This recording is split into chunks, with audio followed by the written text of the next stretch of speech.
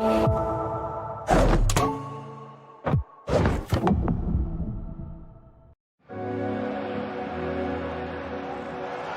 you, we miss football. And while we wait with you, we've been inspired by the ways you continue to play together.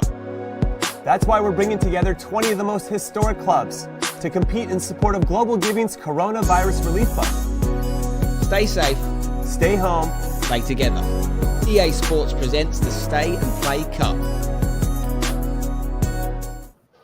Welcome, everyone, to the FIFA 20 Stay and Play Cup. I'm Jimmy Conrad, and we have a very special event on our hands. Speaking of which, you better be watching these frequently, as 20 great clubs from around the world join us in staying safe and playing together from home as we raise money for a great cause around a game that brings people together. And taking part in this adventure with me are two of my good friends, Spencer Owen and Mike LaBelle. And guys, it's great to see your faces for this, especially because it's such a technological advancement, let's say. I mean, we're all over the globe trying to pull this tournament off. Yeah, I know, Jimmy. It's great to be here, and it's kind of crazy that we're even able to do this. And it's one of the kind of benefits of where technology is right now, I guess. And obviously, it's a very troubling time for pretty much everyone in the world right now. Everyone's affected by what's going on. I'm really happy to be part of this, and an opportunity for not only people at home to engage in some content, hopefully be entertained, but keeping the players and some big players we're going to go on to talk about in a second from huge clubs, that competitive energy. And of course, to see you guys, it's been a while since we did this in our normal setting. So yeah, very happy to be here. Yeah, same. I'm going to build off of what Spencer said there. And I'm looking forward to actually seeing a lot of the competition.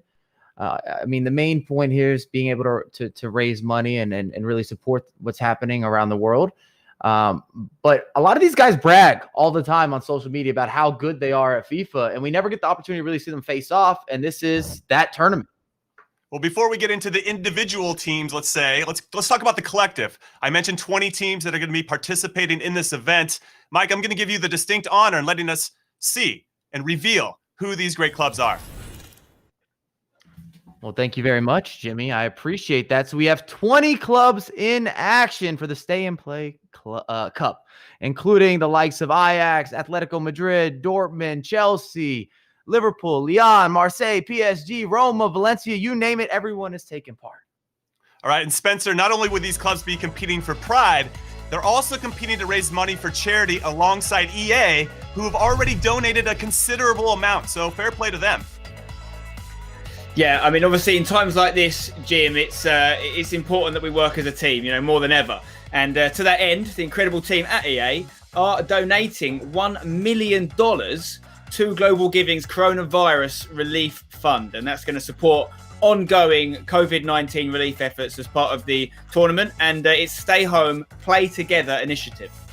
Yeah, that is just amazing from EA. And if you want to know about how you can help donate as well, then please visit us on twitch.tv/EA Sports FIFA to learn more about the Stay and Play campaign for Global Giving's Coronavirus Relief Fund. And now, Spen, we know the clubs and we know the cause, but how's this bracket shaping up? I mean, just look at it. Some of these names are jumping off the page. I'm so excited for this, guys. You've obviously got one player, one real-life professional footballer representing each club. So these guys are used to going to battle for their teams as part of a team of 11. They've got to do it all on their own right now, on their own shoulders, from their actual houses as well. So it's fascinating. And today we're starting off with what we're calling a round one, because we've got 8 teams competing for the final 4 spots in our round of 16. And you can see some of the players waiting for the guys that get through round one. We've got Cesar Azpilicueta at Chelsea. We've got Bernat and Kluivert there from PSG and Roma. I mean, it's just the clubs are huge. The players are huge. I've got no idea who's going to win, though. It really could be any one of these clubs. It's going to come down to who's top on FIFA. Okay, Mike, so that's the bracket. Tell us about the rules for this first ever Stay and Play Cup. And just to reiterate, we have 20 teams, single elimination bracket. We just saw that.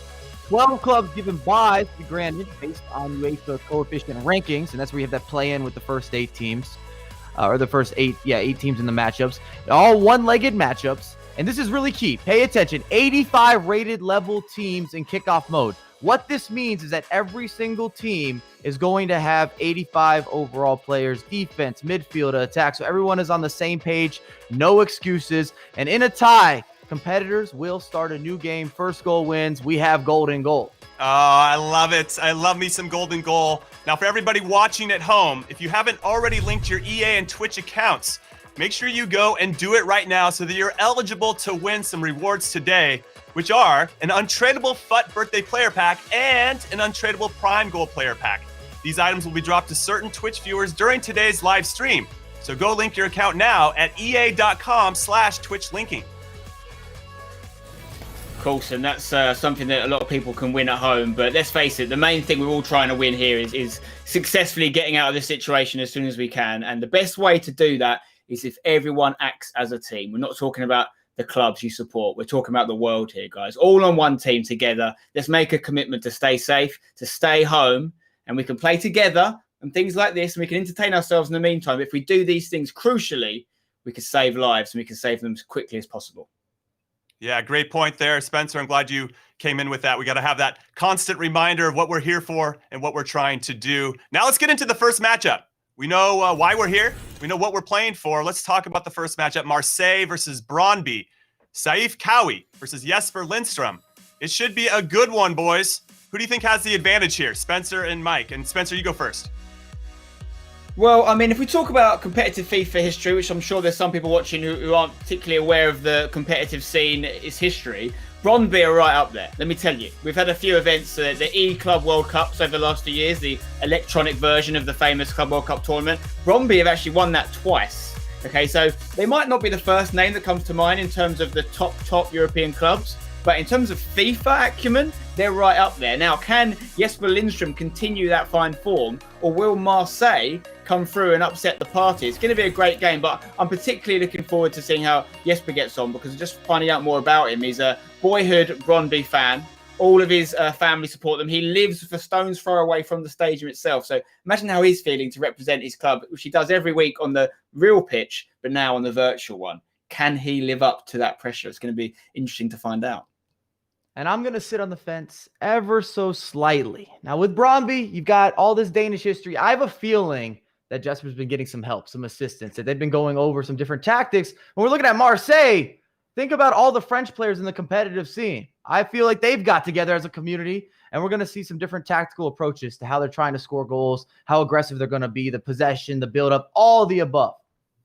All right, we're going to take a quick break, but when we come back, it is the first match of the Stay and Play Cup. Marseille, with their great football culture and history, taking on the Danish club Brøndby, who also have a strong culture of their own. Come back and join us to find out who wins.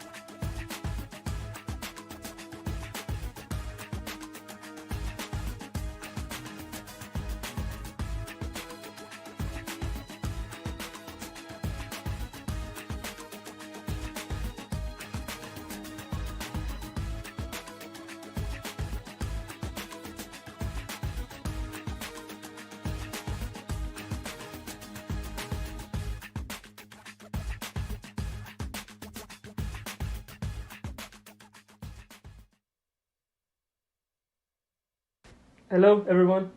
My name is Jesper Lindstrøm, and I play from Brøndby. I'm excited to join the Stay and Home Cup, and I'm really excited to play. It's going to be some good matches and a lot of fun. It's also an alternative because now we can't watch football in the TV, so yeah, now we can watch some FIFA instead. That's kind of football, so. Welcome back, everyone, to the Stay and Play Cup. There was Jesper Lindstrom giving us, I don't know, he seems somewhat confident, Spencer and Mike. But before I get your thoughts on that, I want to throw a fun fact at you guys, because the last time these two teams faced each other in real life was in 1989 when Peter Schmeichel was in goal for Brøndby, and future Ballon d'Or winner Jean-Pierre Papin, who is a Marseille legend, is in the team, as well as Chris Waddle. I wasn't expecting to see him on the Marseille team. He is a legend, obviously. And then Kim Vilfort did some good things for Brøndby back in the day and for the Danish national team. Thoughts on this, guys? Well, I mean, first of all, Chris Waddle is known for the mullet, as well as being a good footballer. And let's face it, all our hair is getting a little bit longer in isolation. I don't know if you guys watching at home, but getting a haircut is pretty much not an option unless you've got someone that lives with you that's nifty. So the mullet's coming back. I'm going to grow my own. But just to put into consideration how long ago that game is and the fact that we're making history by putting these games together, I was about 9 months old when that happened.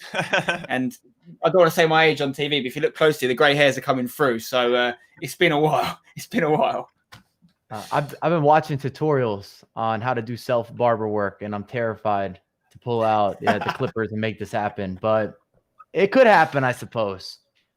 All right, you've heard from us. Now let's throw it over to our casters, Brandon Smith and Richard Buckley, for the call of this first match of the Stay and Play Cup.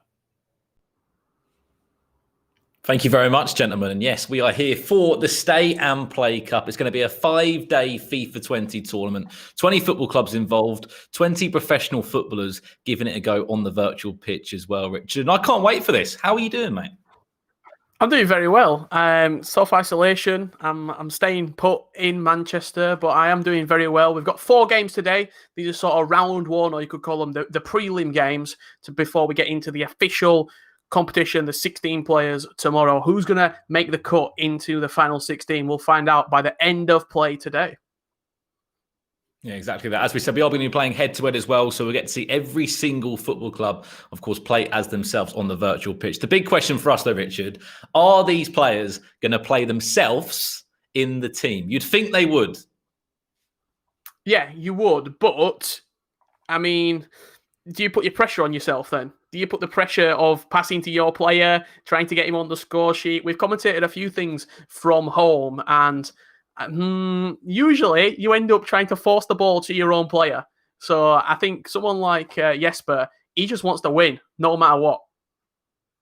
Well, I think the interesting point of this, Richard, before we jump into it, we'll talk about it, that obviously you've got Lindstrom and you've got Kahui as well. Both of those are attacking players. So they are attacking options if they want to. We've both had a little dabble earlier today with both Brøndby and Marseille to see what they're like in FIFA. But you look at Marseille especially, Richard, they've got a number of handful of players that are pretty decent in FIFA.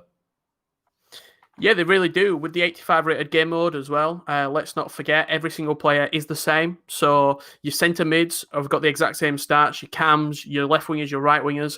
So it's just going to be about getting the practice, getting the grind on, and hopefully taking home the Stay and Play Cup. Yeah, and I believe we are ready to jump into this game any second now. It'll be a rematch, as we said, from 1989 when these two teams played in the Champions League all that time ago. Will it be revenge for Brøndby, Richard, after losing 4-1? We will see when we get into this. Only one leg of FIFA in front of us. We should have both players as well on face cams. We might even be able to interact with a few of them. So if they can hear us commentating, they might like one or two things we say. They might not like a few things that we say as well. We will try and be as nice as we can. We know it's great fun. We can see both of the guys on our screens now in their own locations. Obviously, we know that Saif Kahui is out in France. And on the other side of that, we know that Jesper Lindstrom is in Denmark. And we are going to be jumping into this game now. Both guys look like they're ready for it, Richard. And this really can go any way. We do not know how this game's all going to go. Yeah, I mean, that's the thing as well. The pressure of playing for your club, the pressure of representing that entire football club, the entire fan base is on your shoulders. who can handle the nerve? Jesper, he looks a little bit tetchy already. The hat movement, a little bit of water now. Or is he just getting in the zone? That's the question that we're going to find out over the next 12 minutes. A little bit of housekeeping. It's going to be a one-leg of FIFA in this tournament. Straight knockout. And if you are drawing after the game, we will go to golden goal.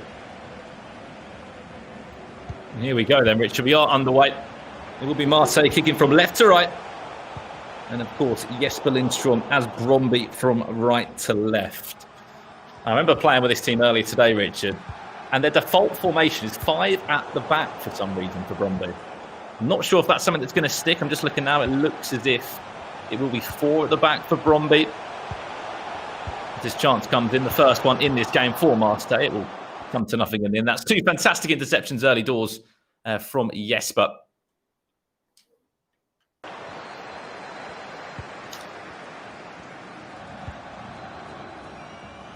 See the early build-up play as well. We have to remind everyone as well, we are sticking by the rules. We are staying home. So all these games are played across the globe right now as Jesper comes forward.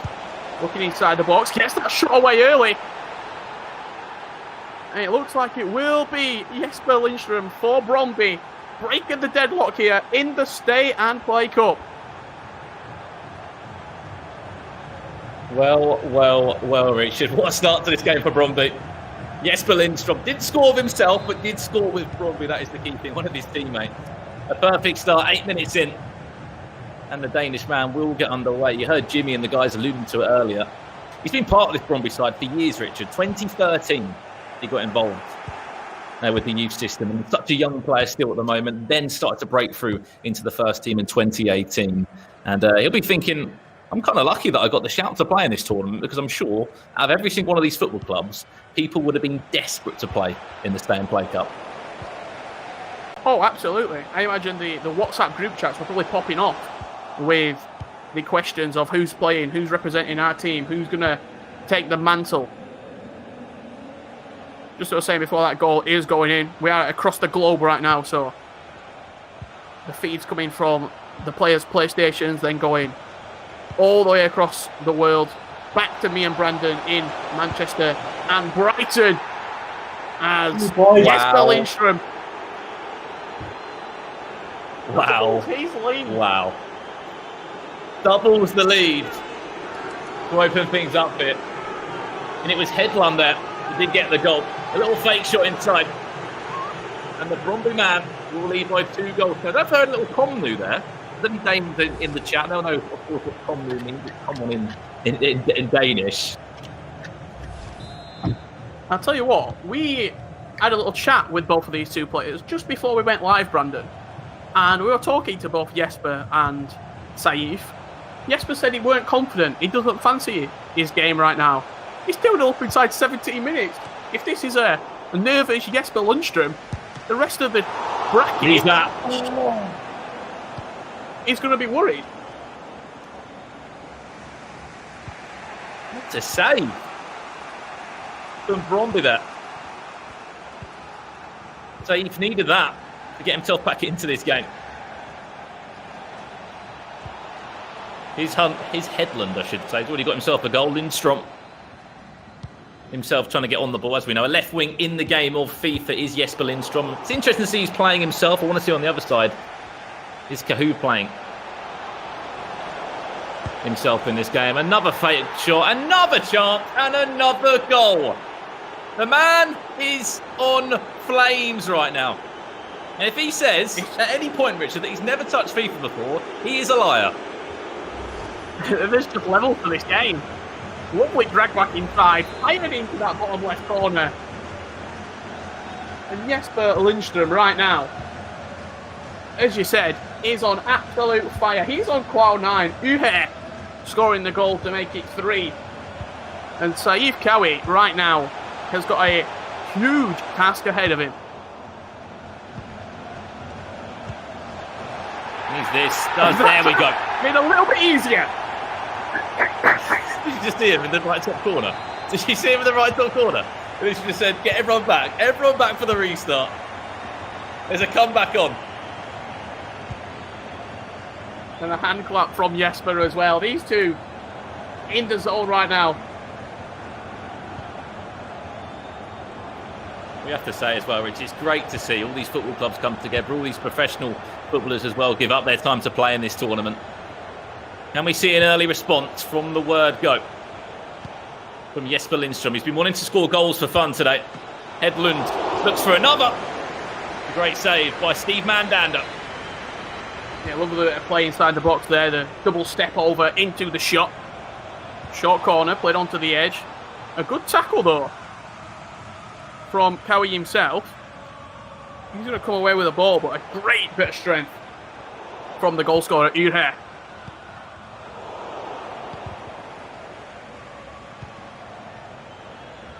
Benedito there, the Argentine, just trying to barge his way around this back line. Can he get a second? He just rushed that final pass.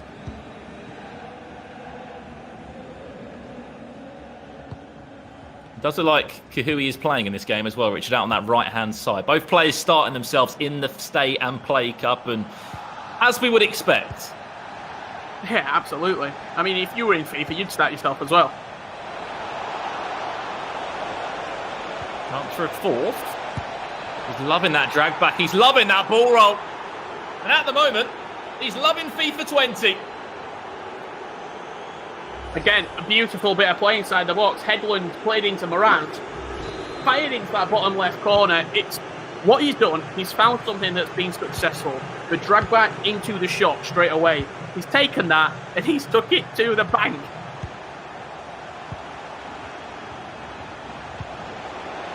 Early chance from the restart. Stanton for a cheeky pass around the corner. Not going to be happening.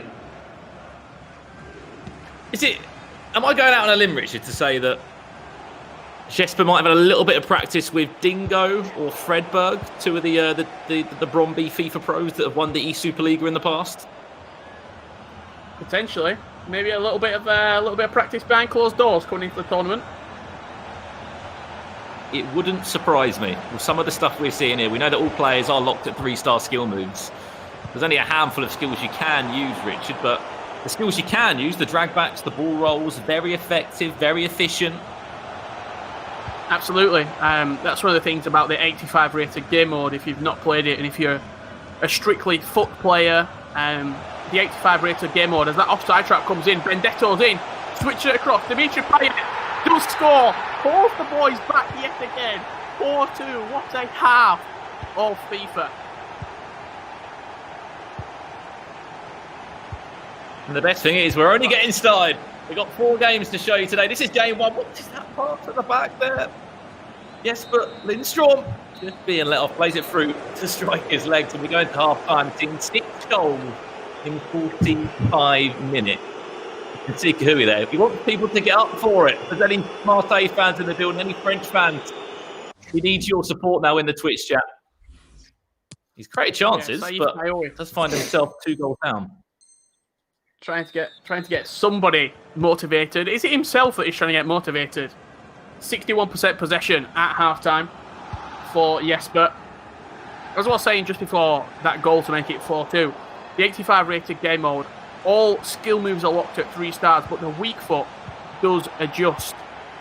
So if a player does have a better weak foot, they will sort of get that attribute moved across from their regular stats.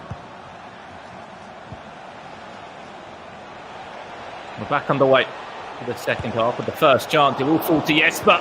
Great save from Mandander on the rebound, which is heavy cut. They will send that out for a goal kick there. And it's actually Lindstrom at the back post that was sniffing around for a lucky bounce to go in his way.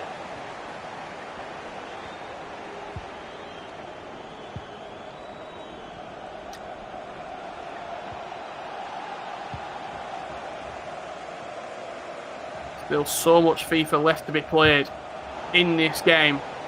Cowie looking to get down that right-hand side with Toivonen, but a good tackle. Another chance opened up, and that's past the goalkeeper. Reinstating that 3-goal lead. And pauses needed to be made right now. for Saif Kawi. I mean, one thing that he's done right, Richard, is that he's just kept on scoring goals. We know this from Pro FIFA. We get to see, everybody knows this that plays the global game. Score more goals, get in front. He's kept a 2-goal cushion throughout this game. If he can keep a 3-goal cushion, he is going to be flying, Richard. The first chance to have a look at some changes that he will be making in this team will be a 4-2-3-1 that they did set up as in that game. I believe that he actually subbed himself off, which is very humble of him, Richard. He believes that he wants to give a teammate a chance and doesn't want to maybe take the headlines for himself. I mean, I said it before the game. If you're bringing yourself up, that shows that you're so willing to win. Like, this isn't just another tournament for these players. This is the tournament. The Stay and Play Cup is the tournament that they're getting up for right now. A few changes there for Saif Kawi. He actually subs himself off as well, which is interesting. 3 changes for him for Marseille. He knows he needs goals, and those goals have to come soon. He finds himself 3 goals down, 5 goals to 2 in this game. As we said, it's a one-legged match. There's no aggregate score lines. There's no 2 legs or anything like that. What a ball that is. Defended by Bromby. He's offside anyway. It's not going to matter. Dimitri Payet having a word with the ref. Yeah, he's brought Radonjic on out wide, on that wide right position, it looks like. Saif. But I'll tell you what, these cutting through balls have been the difference. Ure back in behind, smashes it at the near post, and a good save from everyone's favourite pack ball player, Steve Mandanda. He seems to be in all the packs, doesn't he? Every pack. He must be the most packed player in FIFA history. I'd go out on a limb as well to agree with that. You have just joined us at the Stay and Play Cup. You are looking at Bromby up against Marseille. It's 5 goals to 2 for Bromby in this game. Jesper Lindstrom just scoring goals for fun. Saif Kawi has tried to bite back a few times. Both these two, of course, playing themselves in this game. They did sub themselves for about 5 minutes or so. The winner will match up against Cesar Azpilicueta in the round of 16. Of course, more of those matches coming tomorrow all the way through to Sunday. Looking for another one, looking for a 6th in this game. Went for the sweaty. It's a smart option. It's a clever option. And that's 6 goals for the day. So much space at the back. He just has to pull players forward. Ben Slimmy making it 6 of the best for Jesper Lindstrom, and what a start, can we just say as well. 8 goals so far. We've still got 20 minutes left to play. To be honest, Richard, I don't think that will be the last goal we're going to see in this game as well. Have to go through. It's going to fall back to Bromby. Is that 7? Of course it is. The super summer dreams.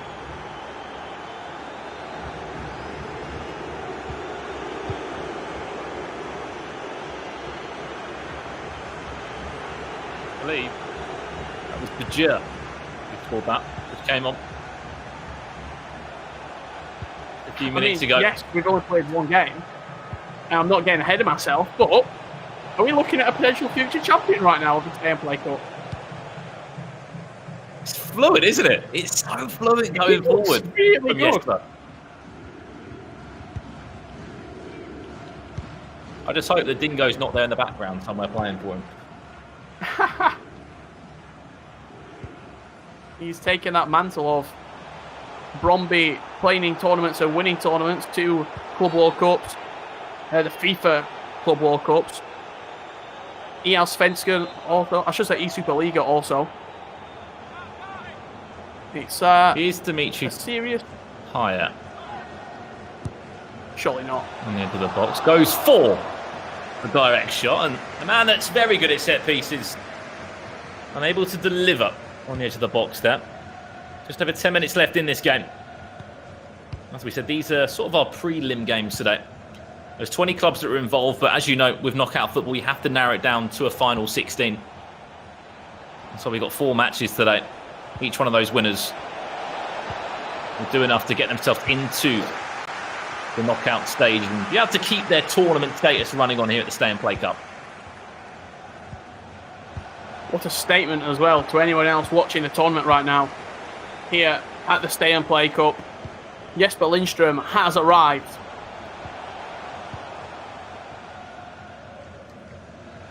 By any means, Richard, he's going to be staying around for a while with performances like these. Azpilicueta might have a bit of a shock. We know he's a bit of a baller in terms of FIFA ability. Looking for an 8th in this game. Will he find it? We're not going to 10-goal thriller, are we, to kick things off? Surely not. They are the 10-time Danish champions, are Brøndby, looking to make it a 1-time Stay and Play Cup champion by the end of I tell you what, this Richard. week. If there was Ooh, that's an a nice opportunity take. to get a little bit of revenge here, it will be a consolation if he can finish it, unfortunately. High, wide, and into the crowd that will go. From I don't know if you safe just saw Cowie, that. but they lost 4-1. All the way back The goalkeeper movement. in 1989. I saw goalkeeper movement from Jesper right there. He moved him all the way to the near post. Jesper has been telling you porcupines. He's been fibbing to us because he told us that he'd not played FIFA. He has definitely played FIFA. He's lying. He's done more than play FIFA, Richard. He's definitely played Foot Champions. He's definitely had a little run in Foot Champions. But as I was saying, the revenge is sweet for Brøndby. That 4-1 defeat all the way back in 1989.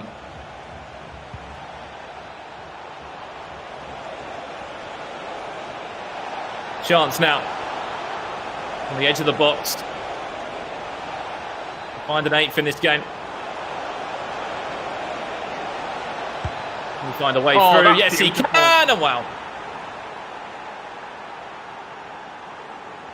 Who is this That man? is actually beautiful. Really? Professional FIFA player? Professional footballer?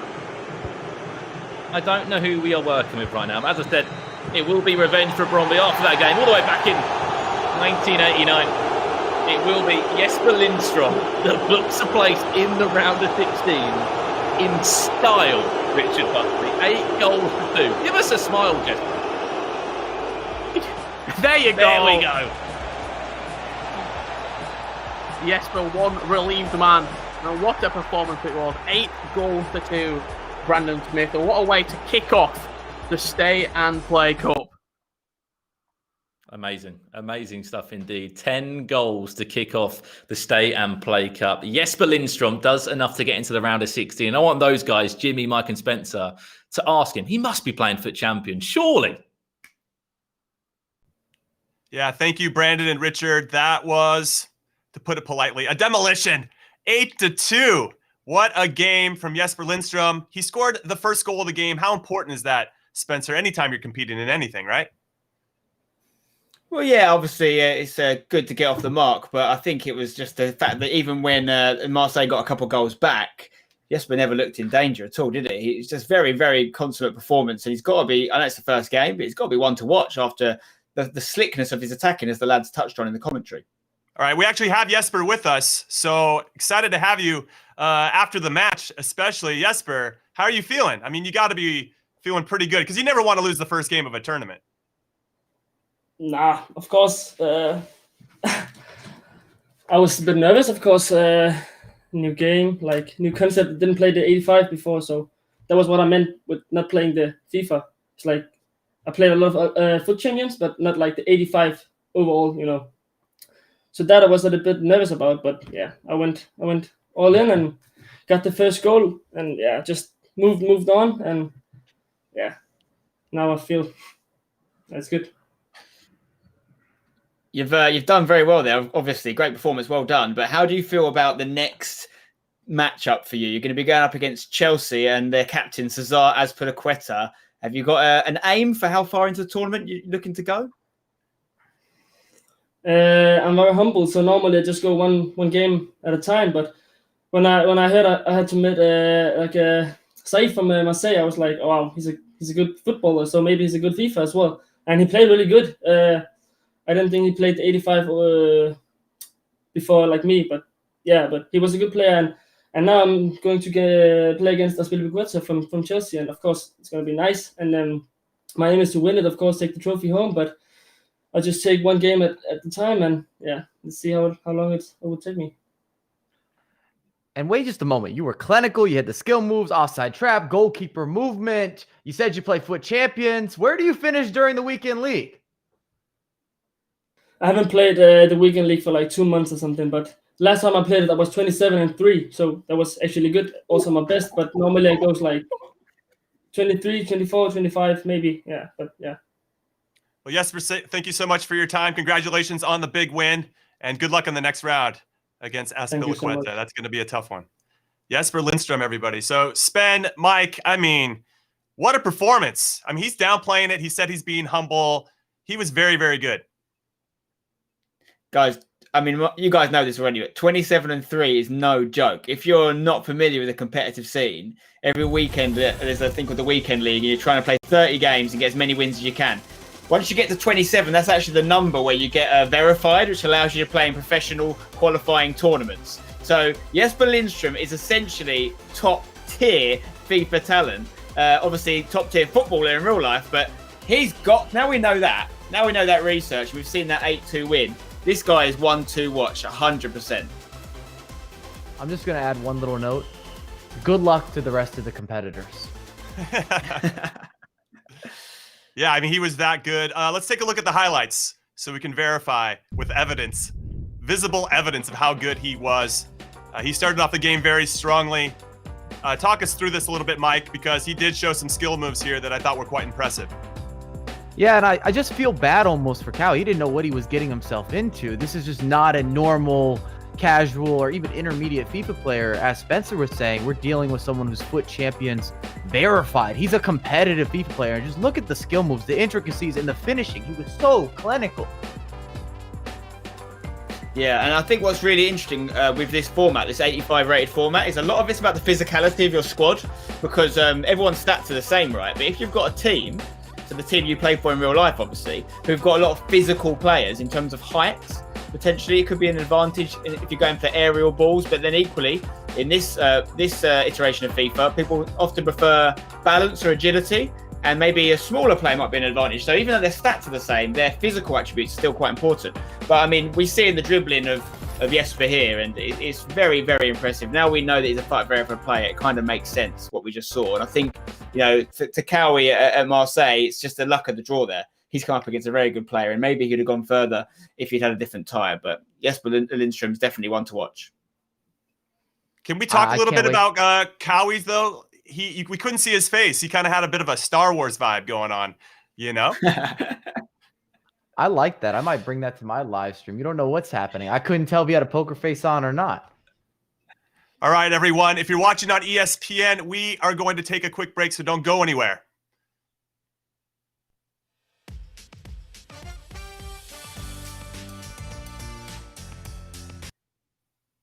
But for the rest of you, I had a chance to sit down with the CEO of Global Giving, Alex Guerrier, and he had a lot to say about all the good things that his organization is doing around the world. We're very happy to be partnering with them and donating to them. So take a look at what he said.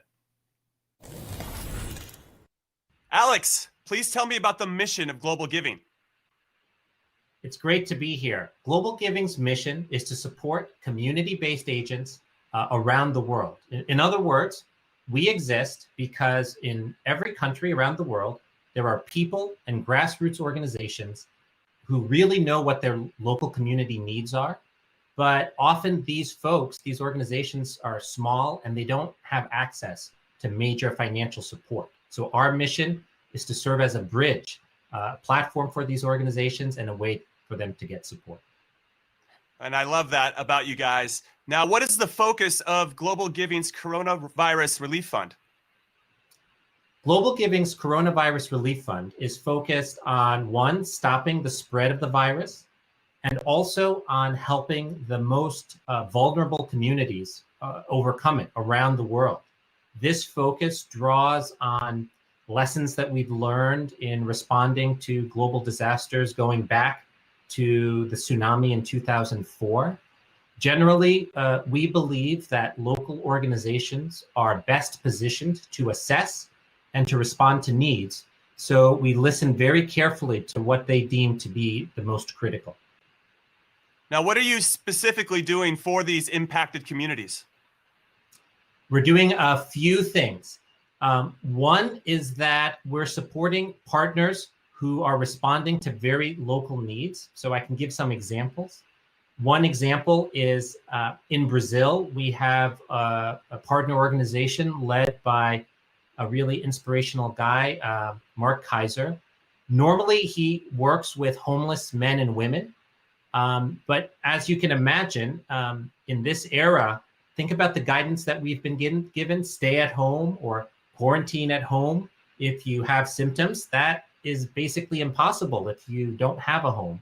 And so he's transformed and made makeshift infirmaries for homeless men and women to be able to stay safely if they show signs. And so there are projects like this around the world that respond to very specific community needs, and we go and we support those organizations.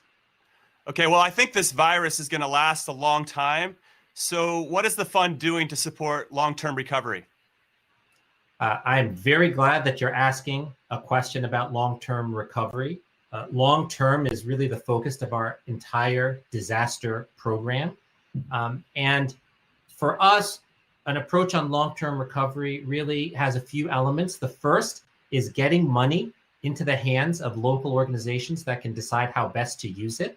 And sometimes that looks like education campaigns. It can be emergency planning, building up clinical capacity and knowledge.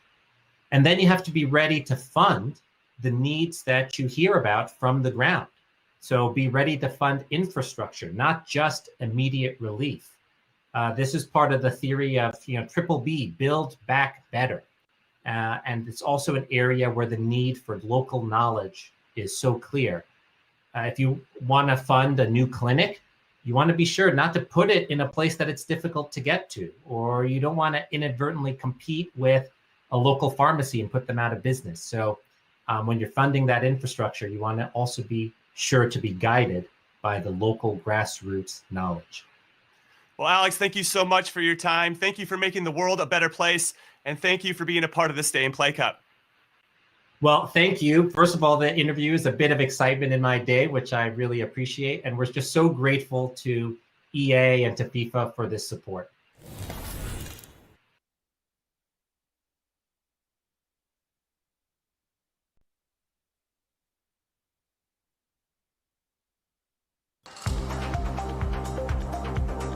Welcome back to the Stay and Play Cup. Next up, you can see this man, Manu Viejo, playing for Valencia. Obviously, a Spanish team going up against Jesper Karlström of, I believe, the appropriately pronounced Djurgårdens. I've just searched that myself. I searched that. I'm going with Djurgårdens. Someone told me that's wrong. That's fine. Let me know in the chat. You're going. That's what I thought. That's what Aggie told us. That's what Aggie told us. That's true. Now, I'm excited for this one. I'm very curious to see if another Scandinavian team can do the business here in the second match of the Stay and Play Cup. Yeah, I mean, we know the Scandinavian region in compared to FIFA is very, very strong. And we know they take it seriously. So we're curious to see if their footballers are as good as some of their professional esports players. All right, let's take a look at a few tweets that Spencer has done. Or excuse me, Melissa Ortiz. But Spencer's tagged on it. We look similar. We do look similar. Yeah, I want to give a shout out to Melissa. Ortiz, yeah. She'd love to see women's FIFA players and clubs get involved. We would love that too. So maybe that's the second edition of the Stay and Play Cup. Hopefully we can make that happen in the very near future. We love her support. Santa United, I love that handle. I'd love to see MLS do this. And I think they're going to be doing something special here pretty soon. So be on the lookout for that. And then bring Miguel Almiron back for a wild card spot. I'd love that as a Newcastle supporter. And there's Kyle. What's up, Kyle? The boys are back. We missed you, big guy. And hopefully we'll give a big hugs with you very, very soon. Awesome. Miss Kyle. All right. Now, if you guys want to know how you can help donate as well, then please visit us on twitch.tv/EA Sports FIFA to learn more about the Stay and Play campaign for Global Giving's Coronavirus Relief Fund. A lot of great things Global Giving's doing, and we are very happy to be a part of it, part of this mission with them to do great things for the world. Okay, so we caught you up on all that. Let's take a look at the bracket. Spen, why don't you talk us through this? Yes, indeed. So we've had one result so far. We know that Jesper Lindström has gone through. He's going to replace Cesar Azpilicueta in our round of 16 game. Obviously, today is all about the round 1 game. So next up, we have Viejo from Valencia and Karlström from Djurgårdens, which is what I'm going with, Jimmy. And the winner of this game will play Hakimi from Dortmund, because you've got some big clubs waiting for the winners of this. But this is Valencia versus Djurgårdens. Is it going to be Spain? I mean, we need sort of the Scandinavian region. I'm worried they're going to run away with it a little bit. So I'd quite like to see another part of Europe come through here. But yeah, some massive games coming up, and we can't have 2 Jespers winning back to back. Come on. So, Mike, how are you feeling about this one in particular? Do you feel like after a game being played, these guys would have watched it and maybe there's some pressure off of them? I don't know if there's pressure off of them. Nobody wants to take a beating like that. And Spencer was saying, hey, I don't know if it's going to be a Jesper situation. Why not? I think it's definitely going to be a Jesper situation. I'm not going against the Jespers. Just like so I can hope they match up against each other and we have the battle of the Jespers. All right, so predictions. I'm going to put you guys on the spot just because I want to see Spencer say you're Gordon again. Well, I'm going to avoid that by tipping Valencia for the win. So I'm going to go Manu Viejo for the win, and we just seen him score a good goal there in real life, but hopefully he can get a few on the virtual pitch coming up. And then, Mike, how about you? I'm going with the main man, Jesper, and I think it's going to be a lot lower scoring. I do not think we're going to see another 8-goal, just all sorts of phenom moments with how he was able to generate some of those offensive opportunities. I'm going to go 3-1. I'm going to give you a scoreline as well. All right, well, that's it from us for now. We're going to throw it over to the casters, Brandon Smith and Richard Buckley, who have the call of this second match of the Stay and Play Cup. Thank you very much, gentlemen. And yes, we're back again for our second game of the day, Richard. Would you say we were a little bit spoiled with the first game we saw today? I mean, that were a ridiculous performance, wasn't it? In all honesty. 8-2 in one leg of FIFA. Like, that is... If he's 27-3 on Weekend League on the regular, you're probably looking at top 0.5% of all FIFA players in the world. He'll be on the rankings, won't he? He's 27. He's still verified. Yeah, he'll be on. If he's competed and he's got some ranking points, he will be on FIFA.gg. That's just put that into comparison, what a player he is. But again, we'll forget about that. We know that Bromby are into the next round up against Cesar Azpilicueta. But this one's going to be an interesting one, Richard. It's Valencia up against Djurgårdens, I believe. The pronunciation will be, me and Richard have once commentated before in the EL Svenskan, the Swedish FIFA league as well. And we struggle with pronunciations then as well. But Djurgårdens sounds like the pronunciation we'll go for. Again, the question I ask to you, Richard, both players must be starting themselves in this game? You'd think so, definitely. I mean, I can only probably pronounce correctly about 150 English words. So now I'm expected to be pronouncing Swedish team names. I mean, this is going to be a whirlwind. But we're going to go with Djurgårdens. That's what I've gone for. You push this, like, what's the twine at the end of it? Djurgårdens. Djurgårdens. You just say it completely differently. Up against Valencia. Looking at this game, Rich, where are you looking? You know what? I fancy Manu Vallejo in this game. I think he's going to do it for Valencia. They were pretty successful recently in real life as well. Spanish Cup winners in the 2018-19 season. And I feel as though I do agree with Mike that it's going to be a much lower scoring affair. I think you watch that first game as well, and you go, okay, well, I'm not getting embarrassed. I am not getting embarrassed whatsoever. So I think you might see a potentially more defensive matchup between these two as well.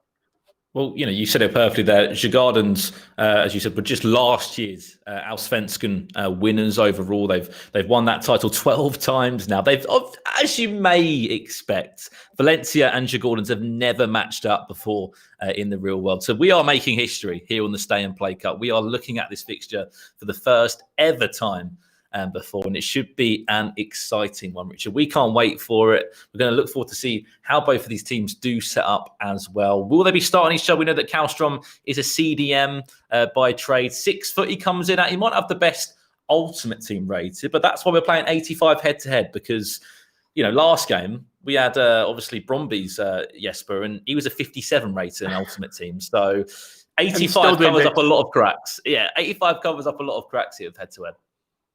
Yeah, we also need to look potentially who they're going to be playing further into the rounds. I believe it's going to be Hakimi from Dortmund will be the person who plays the winner of this match. So potentially a tough game coming up in the round of 16 as well. Yeah, it certainly would be, Richard. And there's some other fantastic games as well that we can't wait to share with you over these 5 days. That is how long we shall be broadcasting this one every evening for the next 5 days. The Stay and Play Cup will be live. 20 teams involved. Today is round 1. We're trying to find the final 4 teams to join the round of 16. And we can't wait to jump into this one. We are, as you know, remote broadcasting this. Me and Richard right now about 300 miles apart from each other. And we've got Jimmy and Mike and everyone out in America as well. And of course, you guys at home as well, which we believe and hope that you guys are enjoying the show. But we're not just going to get into the game yet. We are going to take a few minutes. But before we do so, we're going to throw it back over to Jimmy, Spike. Spike? That's like a Mike and Spencer together there. Spencer, Mike, and Jimmy. And Spike. The best part is I don't know which one to call Spike. Is it Mike or is it Spencer? Which one do I go with there? I don't know. But yeah, we're competitive delay as we're calling this right now. It's getting everything locked up and ready to go. Very excited, though, to see this match go down, to see if the Scandinavians can take it once again in match 2. Yeah, guys. I mean, I've got some gossip for you. Shoot. Let's hear it. It seems like a good time to throw some gossip in there. To go drop a name here, obviously. But during the last game, I was actually talking to Cesaris Plaqueta because he's playing the winner of that game. And he's talking to me about his tactics because obviously, I'm not going to tell you his tactics, but anyone that has to play Jesper, who we saw in the last game, should be worried, should be starting thinking about what they're going to do because we've now known this guy's a verified player. So it's just interesting to know that the players are all watching this. The players that aren't even playing yet are scouting out their opposition. Let's remember this. These guys are professional athletes. That means we know they're going to be competitive. Jimmy, you're an ex-professional yourself. You know the exact mindset I'm talking about. They're going to be competitive. They're going to want to get the edge in every opportunity. And they're also going to have the element of pride and representing not only themselves as individuals, but their club. So I expect them, as much as this is, it's all about main thing of course, is raising money for charity and the great thing that we can do here with that. But this is really a serious tournament for these guys, and they don't want to lose.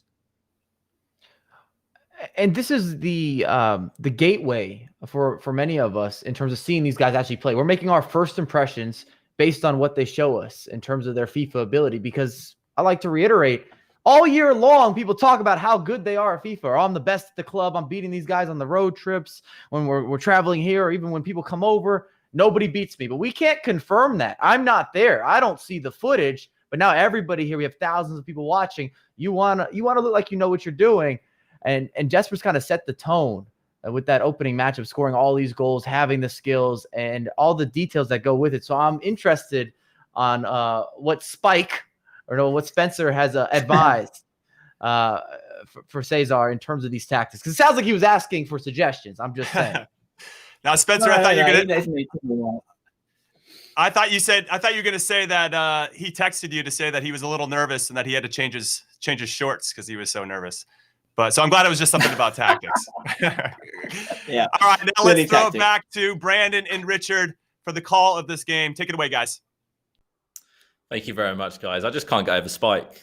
All right, I just can't believe what I've started. The question is, who's more Spike, Spencer or Mike? I don't know. That's the question that hopefully we will be able to answer over these next few days. But as you said, Manu Vallejo will be in action up against Jesper Kallstrom. And I mentioned it already, a CDM by trade. He's going to be a decent player as well in this team for him. Over 100 appearances as well for Sjögården. So he would have been part of that promotion party, or not promotion party, so to speak, that winning party last year, win the Allsvenskan and doing enough. We can hear Jesper as well slightly. I think he might be able to hear us. Hopefully he can, and we can hear some reactions from him in this game. But we're going to be underway. Our second game of the day in the Stay and Play Cup. As you said, Richard, the winner will go into a round of 16 game up against Hakimi, the Moroccan fullback of Borussia Dortmund. Well, what a game. This is the first ever time that these two have matched up in I'm going to say a competitive football match. We've got two players from each team in Jesper and Manu fighting for the right to go into the round of 16 here at the Stay and Play Cup. From the word go, will be Jigordans with the first chance. I'm seeing drag backs in the first 3 minutes. I'm seeing build-up play. What is it with the Nordics? That Scandinavia FIFA region. They just love FIFA. They love it.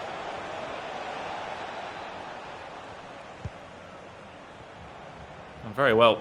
Jigordan so far in possession. You can probably see a few of those names you do know from Valencia as well. They have been very popular in FIFA, but here we go again. It's the Scandinavian side that take the lead, the Swedish side in Jigordans. It was Kajovic breaking the deadlock. Beautiful play inside. Fist bump from Jesper. And you saw how he did a little fake shot inside and then slotted it into that bottom left corner. Jigordans 1-0 up. And again, are we going to see another beating? And there's a certain Swede out there at the moment, Richard. Goes by the name of Bergin Hosa, professional FIFA player for Djurgården. Maybe there has been a few practice games in there, is all I can think. Again, now we can see Manu Vallejo on his face cam in the right top corner as well. 1-0 down early on. But some of the names in that Valencia side, Richard, are very dangerous. Kondogbia at the back. You've got Gomero going forward alongside Rodrigo. Yes, we're playing 85 rated mode, but those guys in normal foot or normal head-to-head are still unbelievable. Yeah, they really are. I think what Spencer was talking about earlier with the physicality of the side, competitive FIFA used to be played on this game mode, and I seem to remember teams like Stoke and other teams like that were the real favourites. As what finish that is, Rodrigo smashed it into the back of the net. But this 85 rated game mode, it is who just is the better FIFA player, in my opinion. It's such an even playing field in regards to both teams are the exact same rated, as we're going to continue to talk about over these 5 days. It's who's got that drag back in their locker, that extra ball roll, or maybe even a piece of luck. As we know, FIFA sometimes can come down to that one big chance, and one day it goes in, one day, unfortunately, it doesn't. An unbelievable reply, though, from Manu Vallejo in this game. Will be another chance for him. He's going to spread it out as far as Gaya, who's made that huge run from left back, but now he's completely out of position, and here comes Djurgården straight back down the other end. We spoke about the look, especially in a one-legged game of FIFA as well. Chance. Beautiful Christen. Okay. Seeing everything today. Corner towards that front post. It's flicked on and out of play for another corner. Can Valencia do enough? A huge punch there from Vallejo's goalkeeper. I don't think I've seen Vallejo starting himself. He normally comes as a 75 rated on FIFA Ultimate Team, one of our few goal players that are involved in this tournament. You've got the bragging rights of being a gold item in Ultimate Team, which not many players do have the bragging right about. Oh, that could be a red. Referee strolling over. Looks like a pretty naughty tackle from Parejo.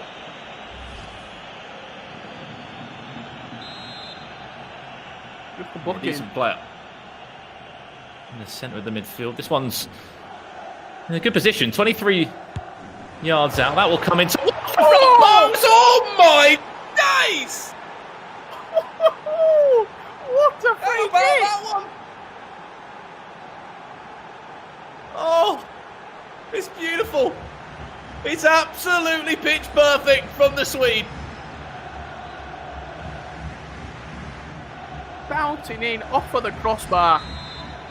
A quite sublime free kick. Up and over. It doesn't get much more inch perfect than that. For a split second, I thought that was with his own player then for a minute. It wasn't. Panic over. I thought Kallstrom bent that in. He is starting himself in centre midfield if you watch out for him. I believe he's wearing the number 6 shirt. Just picked up possession there and laid it off to the left winger. But what a game we have had. What a set of games we've had to kick things off today. This is any indication to go by for the Stay and Play Cup. We're in for an absolute 5-day feast of FIFA action. Here comes Kallstrom now, laying it into a man who's been so dangerous for him. Plays it wide. Yeah, just the build-up there, though, Brandon. When he played the ball into Adravevic, we'll go with. The one-touch passing, the drag-backs, he's in again, and he smashed it past the goalkeeper, leaves him rooted. And Jesper Kallstrom, all smiles, as he gives us his own celebration right there. I think we've had 3 celebrations from Kallstrom already. I'm honestly expecting a Ronaldo's tea at some point. If we're lucky enough to see that. 3-1. Djurgården will lead in this game. Looking for another one now before half-time. Can he go for that cutback? Of course he can. It's another fantastic finish. Jesper Kallstrom. Man to watch Complete. At this moment in time. Tapping the badge and he's saying there's no chance left. Jesper confident that this game is signed, sealed and delivered.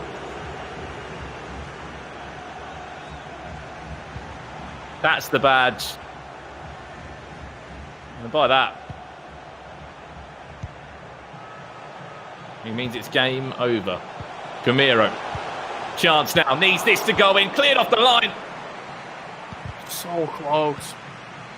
So close. I thought for a second that we're going to find its way into the back of the net. Passed it across, but a fantastic bit of defending on his own line. Keeping calm under pressure as well, let's not add. That post, watch out. Cross can come in. Goes towards that back post. Oh my! Oh! What was in? Genuinely thought that was into the back of the net there. Fantastic save. Corner comes in, it's headed away as far as the edge of the box. But be careful not to give away a free kick round here as well, because we know how dangerous Jesper can be. Gets dispossessed again, and so much pressure at the moment for Manu. I'm just going to throw it out patient in his defending. Ball roll. We've watched a lot, especially during this current time, Brandon. We've watched a lot of professional footballers playing FIFA, okay? And usually, subpar performances. Both of these 2 performances from Jesper are right up there with some of the best professional footballers that I've seen play FIFA. Like, I'm talking David Myler levels of quality on FIFA. I'm going to throw right this now. out there. Do you think there was a FIFA test before you could join this tournament? No. Some sort of... Someone lost 8-2 in the last game. Yeah, that's a great point. Let's forget that one. Let's forget that one and move on. Move on swiftly. We're in half time though, Richard. It's been a decent half so far. As we said, whoever wins this will go into a round of 16 game against Hakimi, of course, the fullback of Borussia Dortmund. Another fantastic game, of course, that will be broadcasted right here on Twitch TV/EA Sports FIFA, of course, for the Stay and Play Cup. A half to remember, Richard, for Jesper. A fantastic 3 kick, nearly an acrobatic effort as well that would have made it 5-1. If he'd have scored that bicycle kick, surely we'd have seen Jesper off of his feet in his face cam.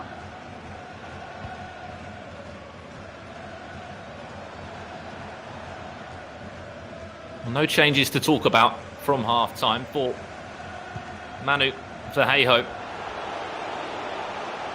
Chance now. He needs this one. Torres. Will he go for that direct shot? He will on the rebound. Is there a chance? Another fantastic save. You spoke about the luck, Brandon, earlier on, just before kickoff. You said sometimes you need a slice of luck. That right there, everything is going for Jesper. On another day, the goalkeeper doesn't save that, or he palms it into a dangerous area. That chance. It's going to Look at that. towards that back post. Just offside. But everything's going his way.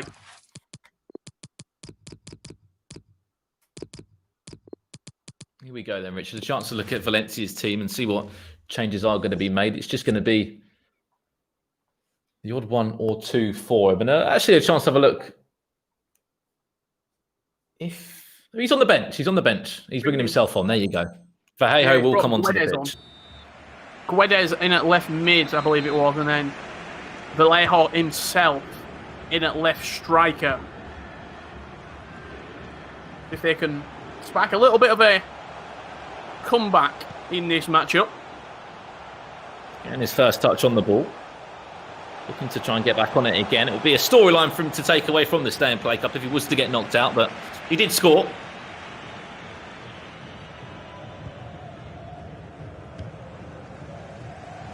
At the moment, Richard, looks like Gordon will be carrying on their success on the virtual pitch, which they've had in the real game. 2019 Allsvenskan champions. The 12th time they've been able to pick up that title. And I'm sure they'll be happy to have all the success they can on the virtual pitch. Here he is. Vallejo, that's a lovely ball inside. He's absolutely knackered. Oh, Vallejo, you just took it off him. That was his chance. Just no confidence right there for Manu Vallejo.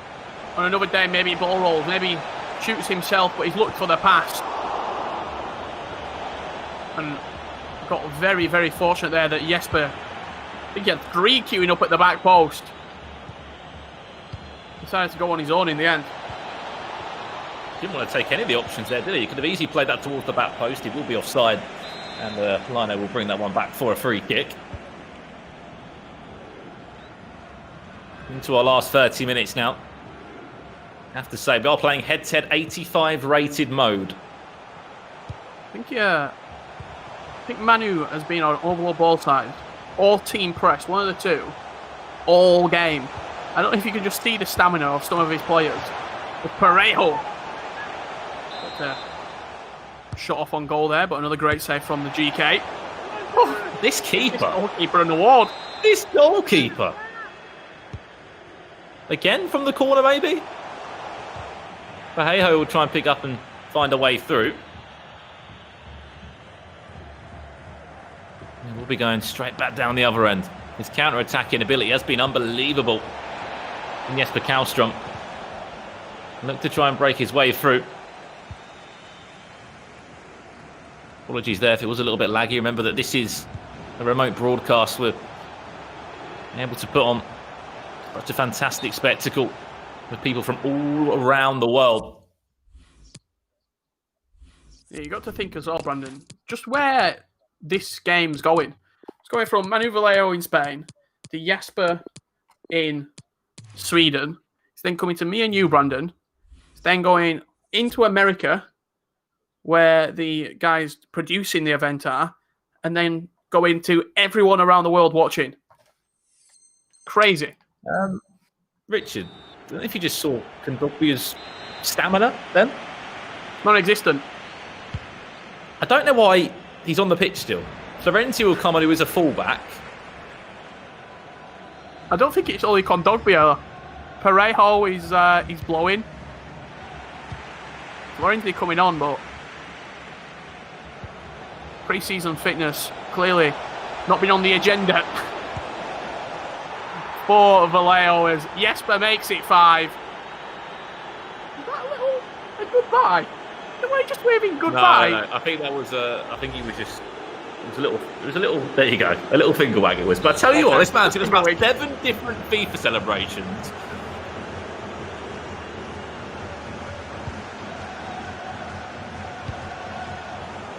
And then we have to be honest, the difference has been how clinical Jesper Kallstrom has been in that final third. Yeah, Manu's created chances. Let's not forget that. He's had 2 or 3 where he's tried passing it across the box, and on another Here's day, one. could Has be to go in. to the back of the net. Another great save from the goalkeeper. Goalkeeper trying to earn himself man of the match at the moment. He's been superb. 4 goals behind. I don't think there will be enough time to bring this back. It's not a nice header, unfortunately. From Garay, I believe that was the Argentine at the back. If we really break it down, Richard, and we look at those key points, it has just been how clinical he's been, the ability to add ball rolls to his game. He scored a free kick, which was superb as well. I think the free kick as well was a big confidence booster for him. The game was pretty tight, and then he scored that free kick and just pulled away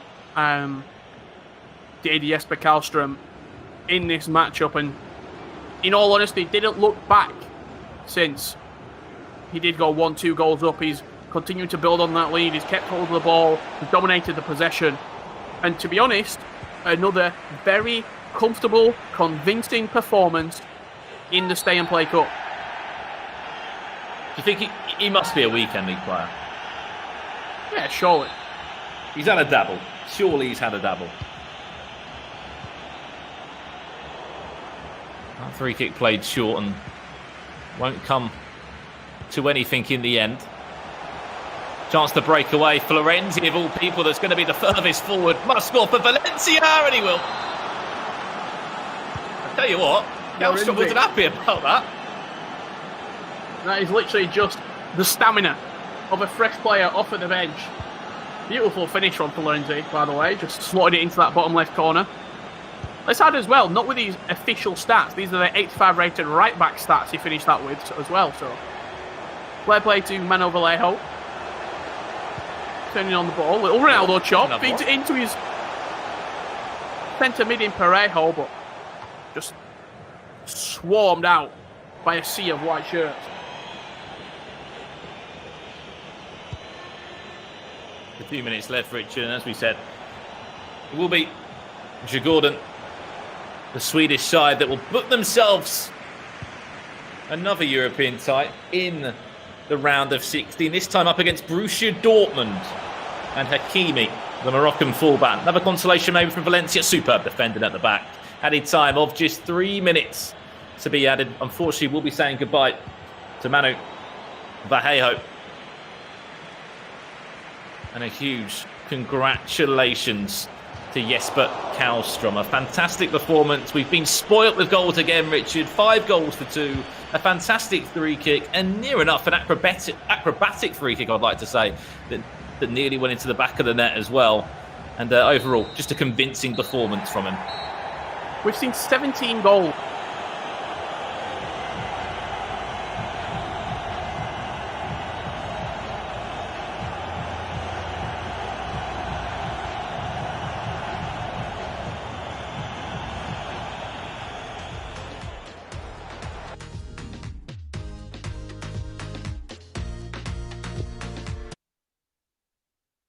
From him, and that will do everything in that game. 7 goals, as we said, in total. 5 goals to 2. A very convincing winner in the end, Richard. And again, it's the Scandinavians. They seem to be loving FIFA at the moment. Absolutely, yeah. Another convincing performance. Are we going to see these continued performances from the Scandinavian regions dominating the Stay and Play Cup? We'll soon find out. Yeah, we will do indeed. We're going to throw it back over to Jimmy, Spencer and Mike to break down everything we just saw in that game. Thank you, Brandon and Richard. That was another comprehensive performance by that region of the world, Scandinavia. Mike, talk us through what you saw there, because it looked very similar to the other Jesper Lindström. Don't doubt a Jesper. But this game was a little more. This game was a little more back and forth than the previous matchup. I think you could make an argument for Man U having a lot of opportunities where we had a lot of goalkeeper saves. This could have easily been a 5-3, a 5-4, and we could have been talking about this matchup being a little bit different, be back and forth, good attacking football. That's what I've really been happy about. Both of these guys commit bodies. They're trying to outscore each other. Well, we're with the winner right now, Jesper Karlström. Congratulations, my friend. That was a tremendous win. Yes, thank you very much. Do you feel like yes, you should? but talk to me about your. Oh, go on, Jimmy. You take it. No, I was just the goalkeeper performance was amazing. Your free kick was great. You obviously scored a bunch of goals, but are you going to buy your goalkeeper in real life some dinner? Because he was fantastic. Yeah, definitely. He likes wine as well, so maybe I will bring him a bottle of wine next time I see him. Yes, but talk to me about that free kick. Were you confident when you got the opportunity? Is it something you've scored a lot of this year? Yeah, I've been practicing a lot actually. So it's always nice to see that hard work pays off. And you mentioned practicing. How did you prepare for this event?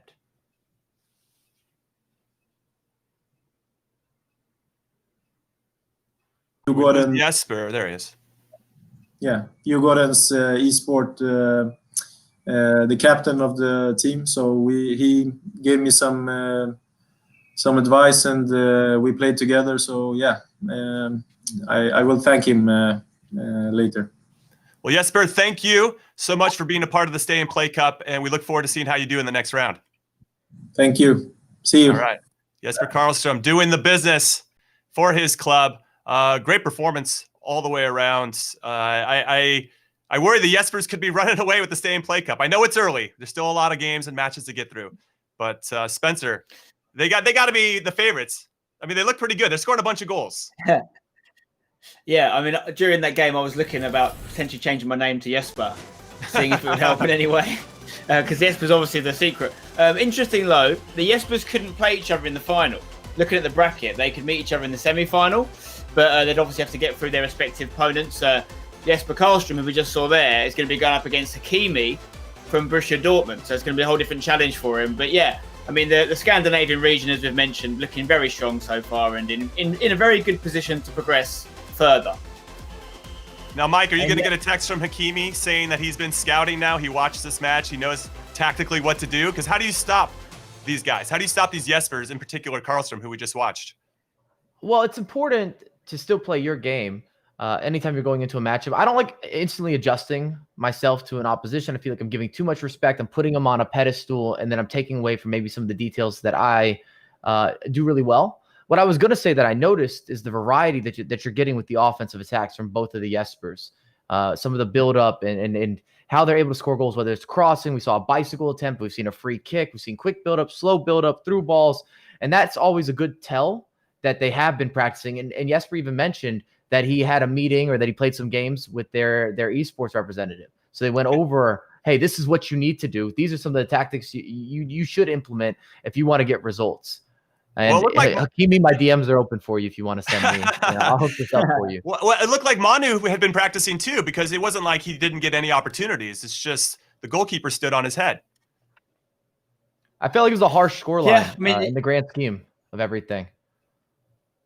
This is the thing as well from a competitive standpoint. Yeah, from a competitive standpoint, we're a little bit more used to seeing maybe two-legged fixtures sometimes as well. So it's a cruel way to go out if you have a bad start to the game. Like you say, you've only got that 1 90-minute fixture of FIFA time at least to come back. So it's really important to start well. And it will be very interesting to see if there is a correlation between the teams that perform well in this tournament and teams that have an active esports setup.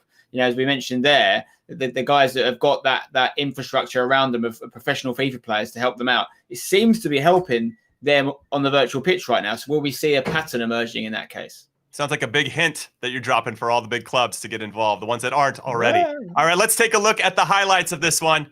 It was 5-2 in favor of Jesper Karlstrom. Mike, why don't you take it away? Hey, and we started out with setting the tone, which is so important. And it's about being clinical. And in both of these first matchups, we've seen a lot of goals because when opportunities are created, the guys that are winning, the guys that are scoring, they're taking those chances. And it puts a lot of pressure on your opponent. And everybody's a little bit different as you see the instant rebuttal. But for many FIFA players, it takes you 20, maybe even 30 in-game minutes to really get going. So if you're already down a couple goals, and that is a debatable potential red card there. Tackle from behind, but look at the free kick. Picture perfect. Crossbar and down. Count it. Spencer, I think that free kick moment. Yeah, I mean that free kick moment was really pivotal for two reasons. When I watched it happen, one, I was really impressed with the goal and the way it was taken, but also the tackle was so reckless, and it was not a tackle that someone with a bit more experience would make. So from that point on, I felt that Karlstrom was going to go ahead and win, seeing that moment of madness for Manu. And I think that showed in the rest of the game. You can see the bracket here.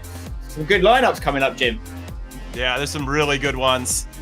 I'm excited to see a few of these players. You see them in real life, and you kind of wonder what they're like behind the sticks, because they all play FIFA like the rest of us. So this is pretty crazy. And then you have a U.S. international, Serginho Dest, in there as well, representing Ajax. So I'm excited and maybe personally pulling for him a little bit to do the business, but he has to find out who he's playing first. So yeah, very excited. And everyone back home, we have done 2 matches, but we have 2 more left to go in this Stay and Play Cup, plus a special guest appearance from a former world champion. So don't go anywhere.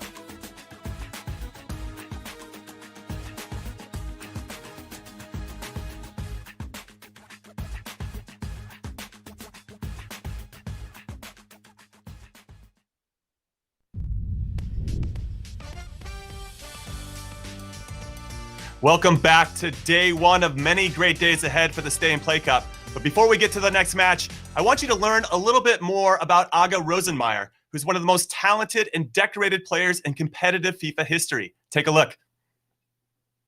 My biggest ambition is definitely to write more history in FIFA 20.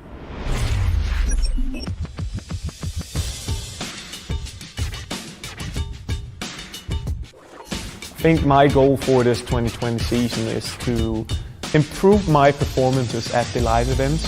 We have so many amazing players now. The competition has never been harder.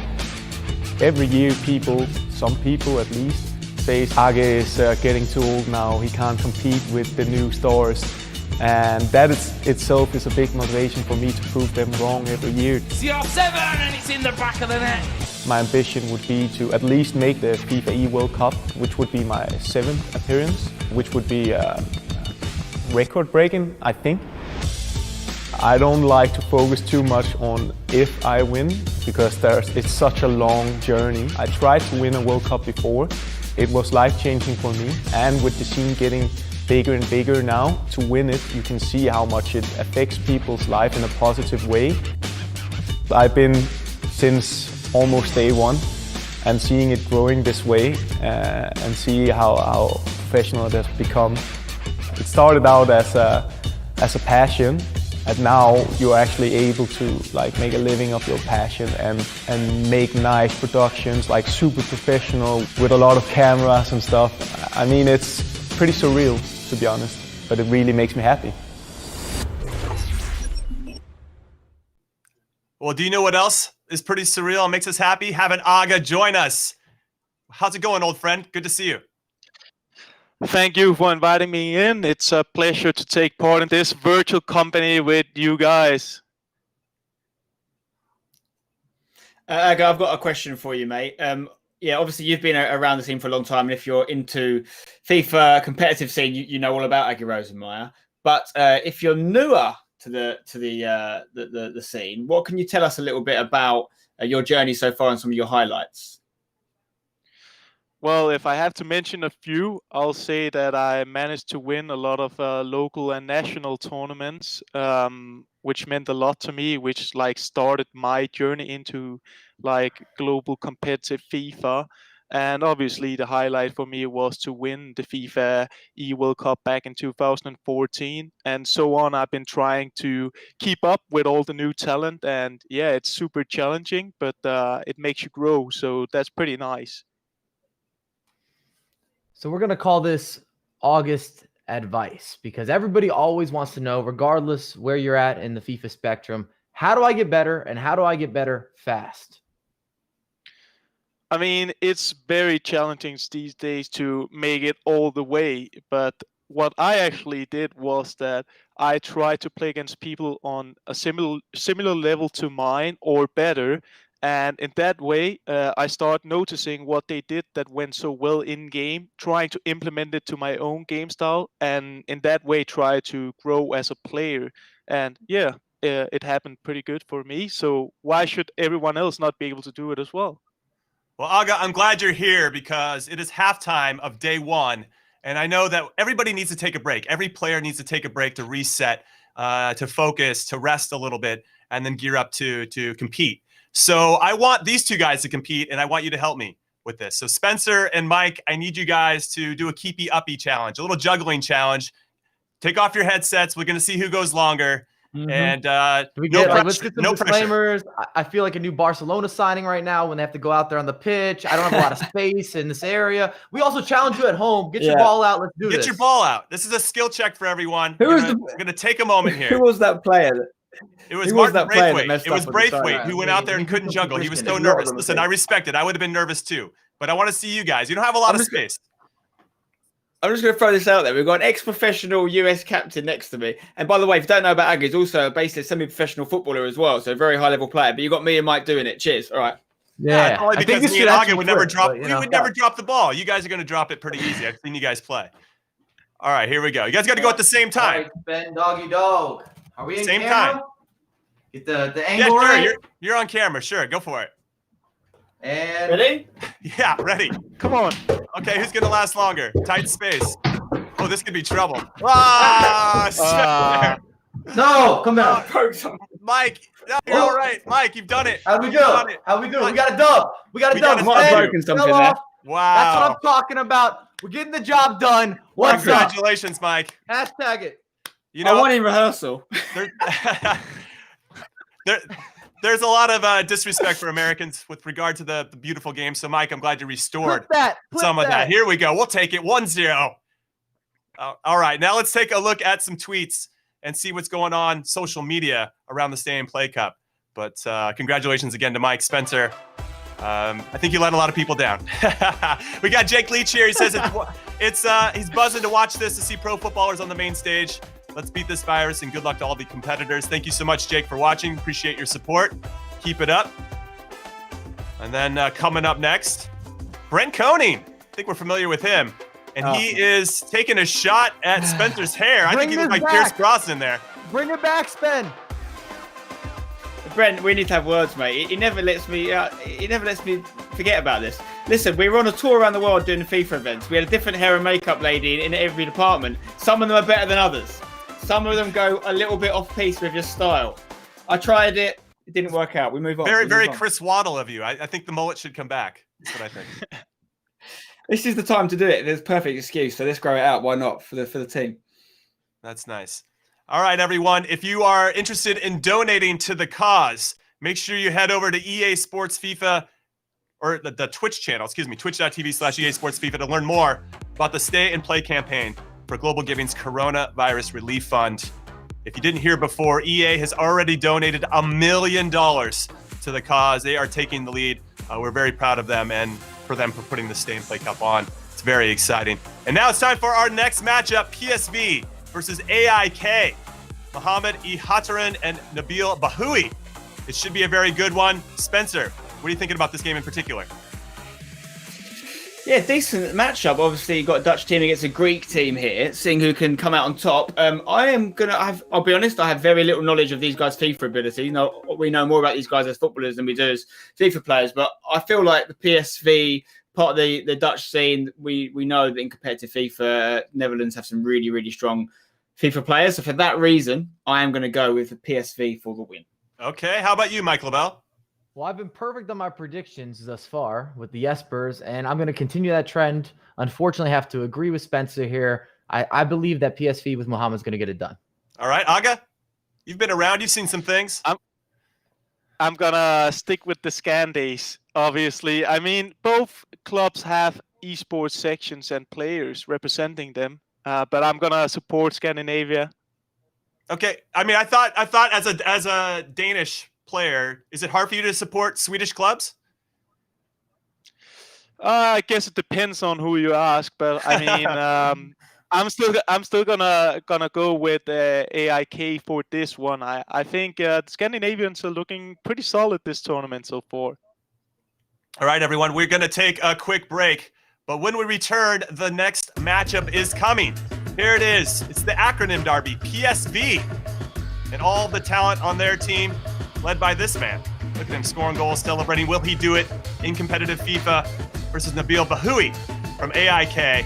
It's going to be a great one. It should be a lot of fun. I've scored a few headers like that myself. I know what that feels like. Hopefully he'll be feeling the same way after this next match. So come back and join us.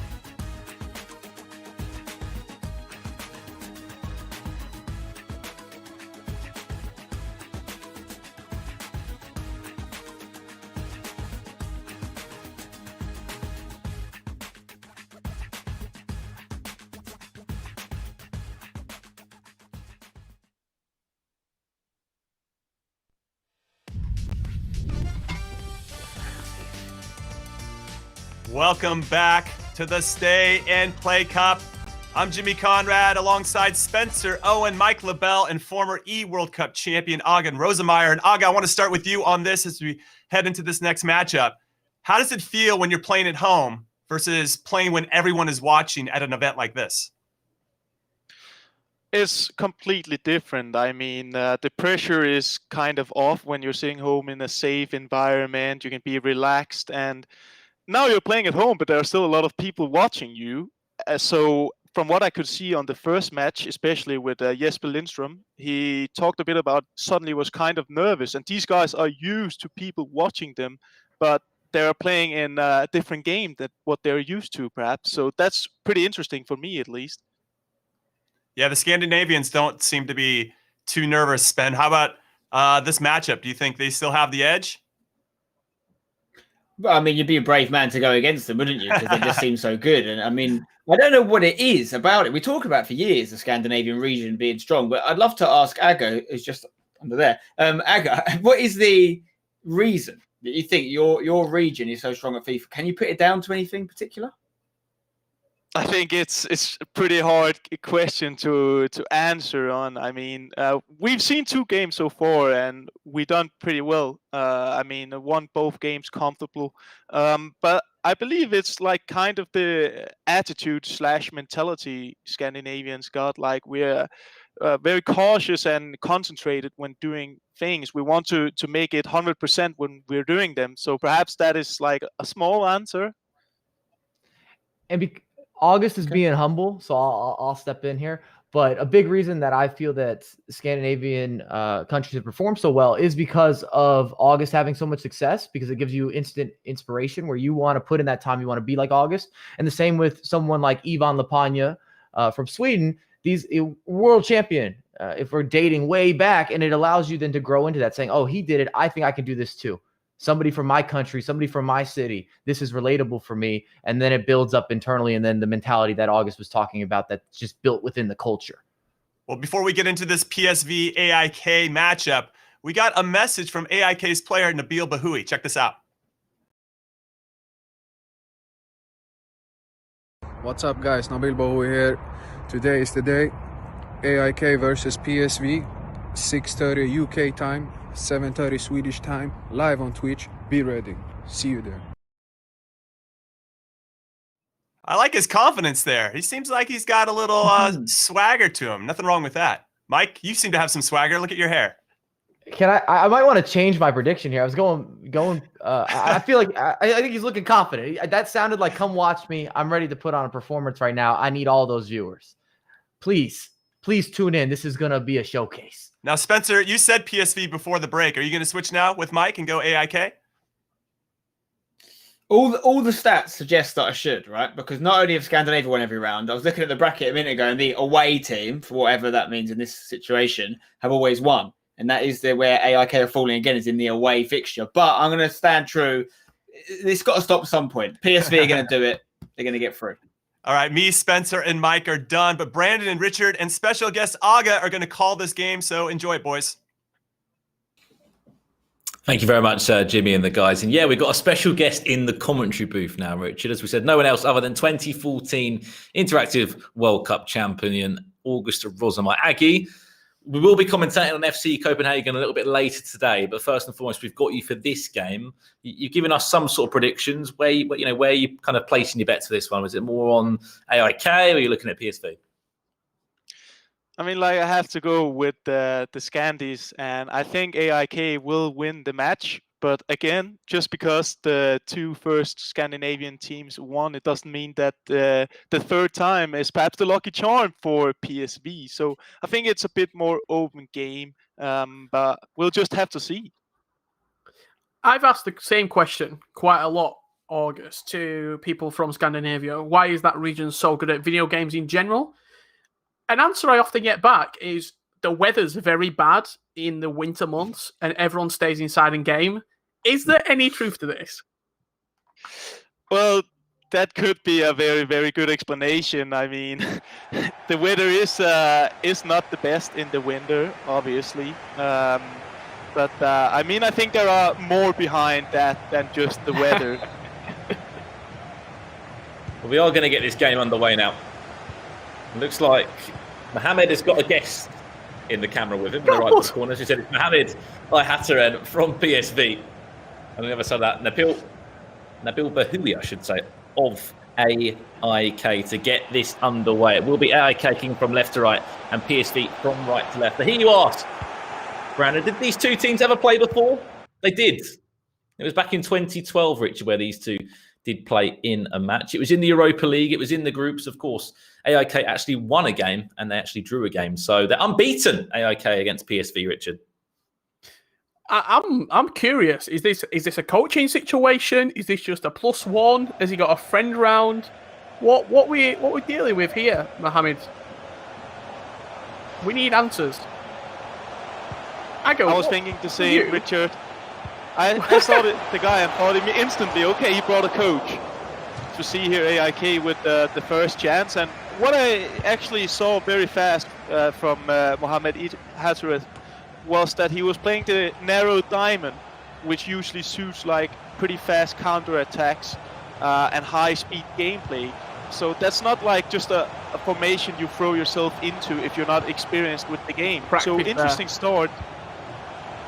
Yeah, definitely. I agree with that. As he gets split open right there, if it wasn't for a fantastic save from the goalkeeper to keep this game Keeper's level. off his line. Keeper's off his line. He likes to pretty take quick risk. Ihataren certainly under the cosh from the word go. He might have a coach in the corner. That coach, let's be calming him right down now, because Nabil is attack after attack after attack coming straight at him. There'll be another chance for him if he can get that through ball through. I'm gonna ask you a quick question, Aga. When you're playing from home in qualifying, are you on your own? Do you have a coach maybe online with you? Do you have someone with you in person? As Mallon looks to break the deadlock here, smashed across the goalkeeper, and big fist bump to the camera. Mallon, he looked very chill. But yeah, when I play at LANs and pretty much LAN qualifiers, and yeah, basically serious matches from home on, I'm definitely not as chilled as Mohamed Ihataren is right now. His coach looks super chill as well. I mean, at the qualifiers, it's sometimes I'd like to have a guy or a coach helping me out, but it can also feel like it's too much since you're only with yourself at that given point. It's not like there's a lot of circumstances you have to have in mind, such as when you're at events. So for me, it feels more natural to be with myself when I'm playing at home. But at events, obviously, I need a coach.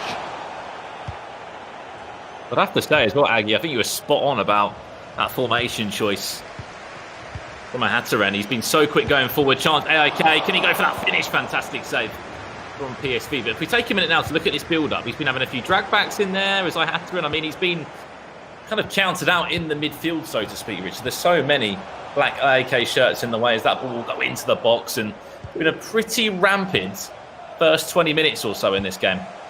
Absolutely, yeah. You've seen the dink over the top. He's tried it a couple of times already, has Nabil Bahoui. I'm just looking for that over-the-top through ball. Definitely something that he's potentially been working on at home. He's been practicing that intricate play on the edge of the box. Honestly, there's one player that surprises me that he's still at PSV, and that's Afellay, the cam. I mean, he went what? He went to Stoke. He went to Barcelona. This was obviously after playing at PSV. Now he's back at PSV again. AIK equaliser. He had a lot of chances to get back into the match, but for now it seems like that you need to be calm and collected, and Mohamed has been most calm and collected so far. You often talk about Ihataren. That's a cheeky little drag back Ronaldo shot. He's putting on a show.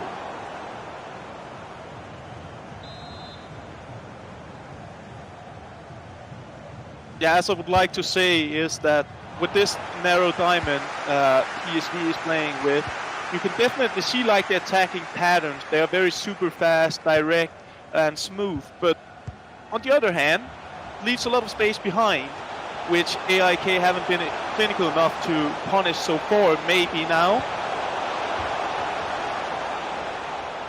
Does do well, and The he classic claps that piece of defended as well. Bang at the controller. Come on, defend better. What a play short.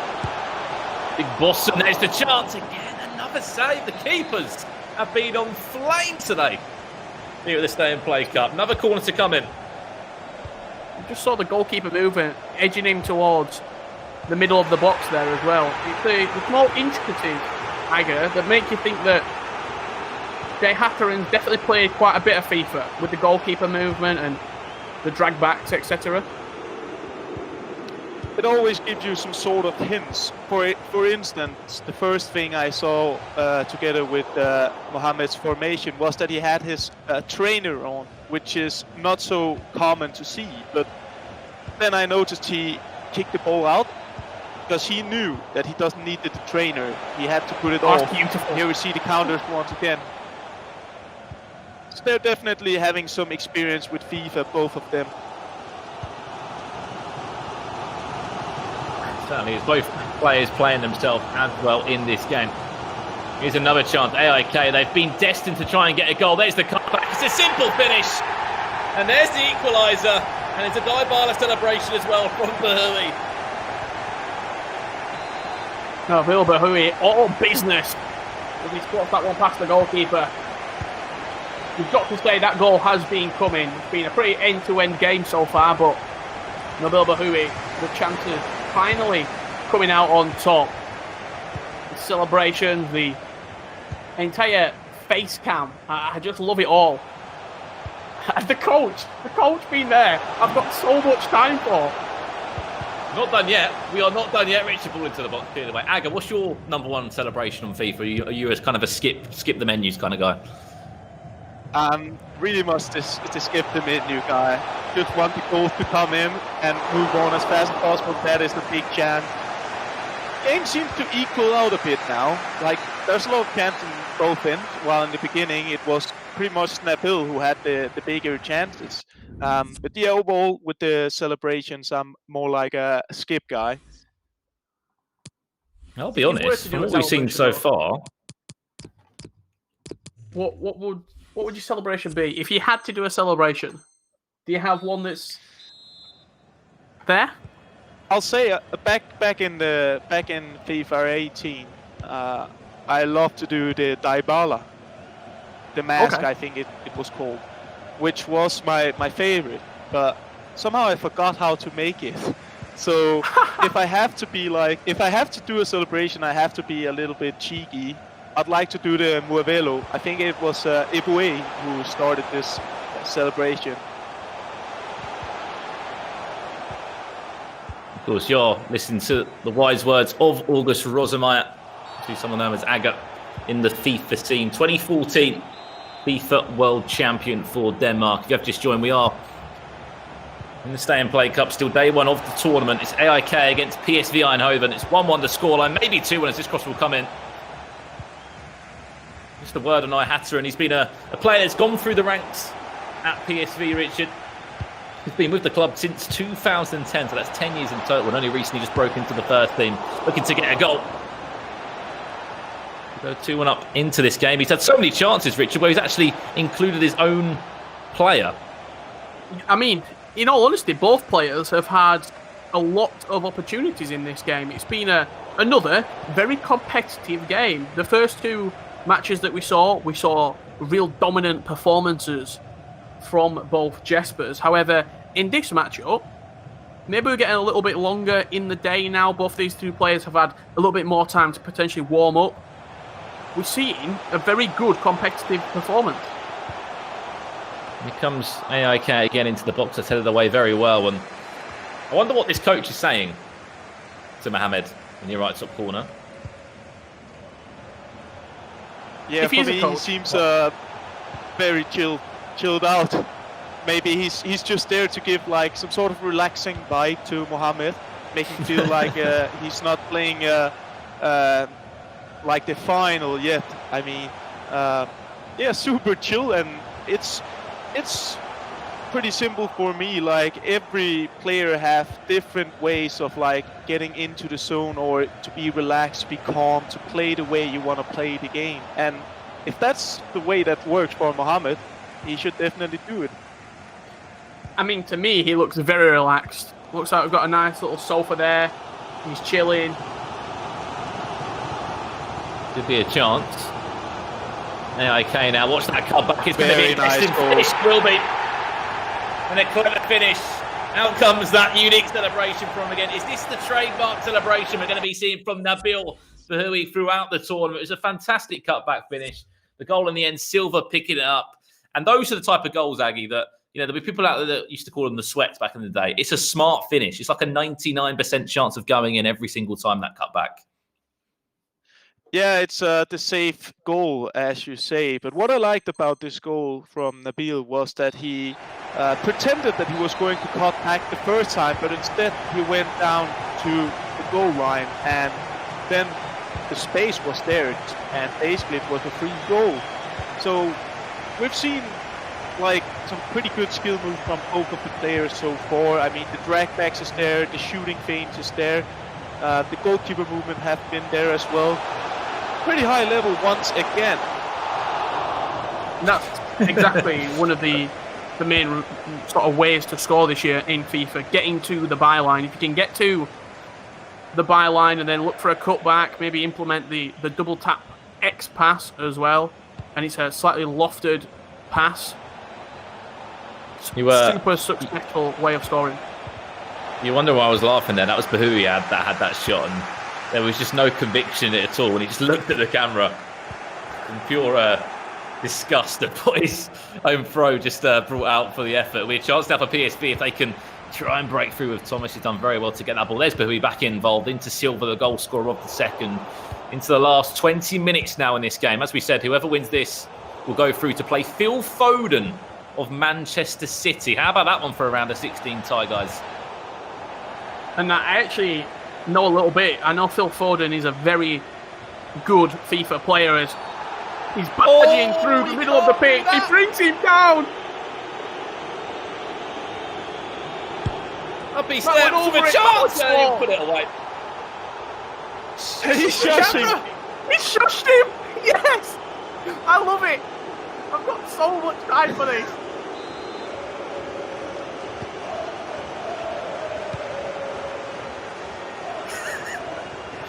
And now the coach so many drinks tonight. Chance for AIK to snatch it. Snatch it. Look for the cutback. That shush was so cheeky. He's trying to get the boys up for it. Smacking the controller. His mate's loving it more than he is. Goes for that cutback again. Chance for Bahoui. Bahoui. Oh. What a game. Fantastic display from both of these two. It really is. Everything that we need right now in the world. He's going to snatch this. Can you imagine a late winner from either Bahoui or Hayataran to snatch it for a place in the round of 16? We've got just over 10 minutes left. How was that not a red card, by the way? We'll be going to golden goal as well. Let's not forget that. If this game does end in a stalemate. I don't think it was a red card. I mean, the referee's lenient. He just wants to see the game go on. Seemed to be a super tight match. I reckon next goal is gonna win the match. With this time left, 8 minutes left now. Chance to build an attack for one of these two players. Which way will it fall? It's AIK with possession. Onto his far hand side. Can he look to cross it into the box? Is exactly what he'll do. Yeah. Chance, Silva to snatch it. What a block at the back. Still Run it not dealt back, with though. Larson, back to Silva. Silva, The chances are mounting up for Nabil right now. He's over the corner. Plays it short.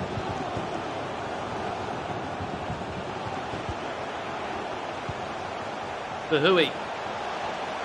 Happy to interchange that. Mikel on the edge of the box, back to Silva to snatch it. That should surely do it. 4 minutes left in this game. AIK looking to do the business again on PSV. They did it back in 2012, the last time they matched up on the real pitch, on the virtual one. It looks like the Swedes will be nicking a 3-2 win late on.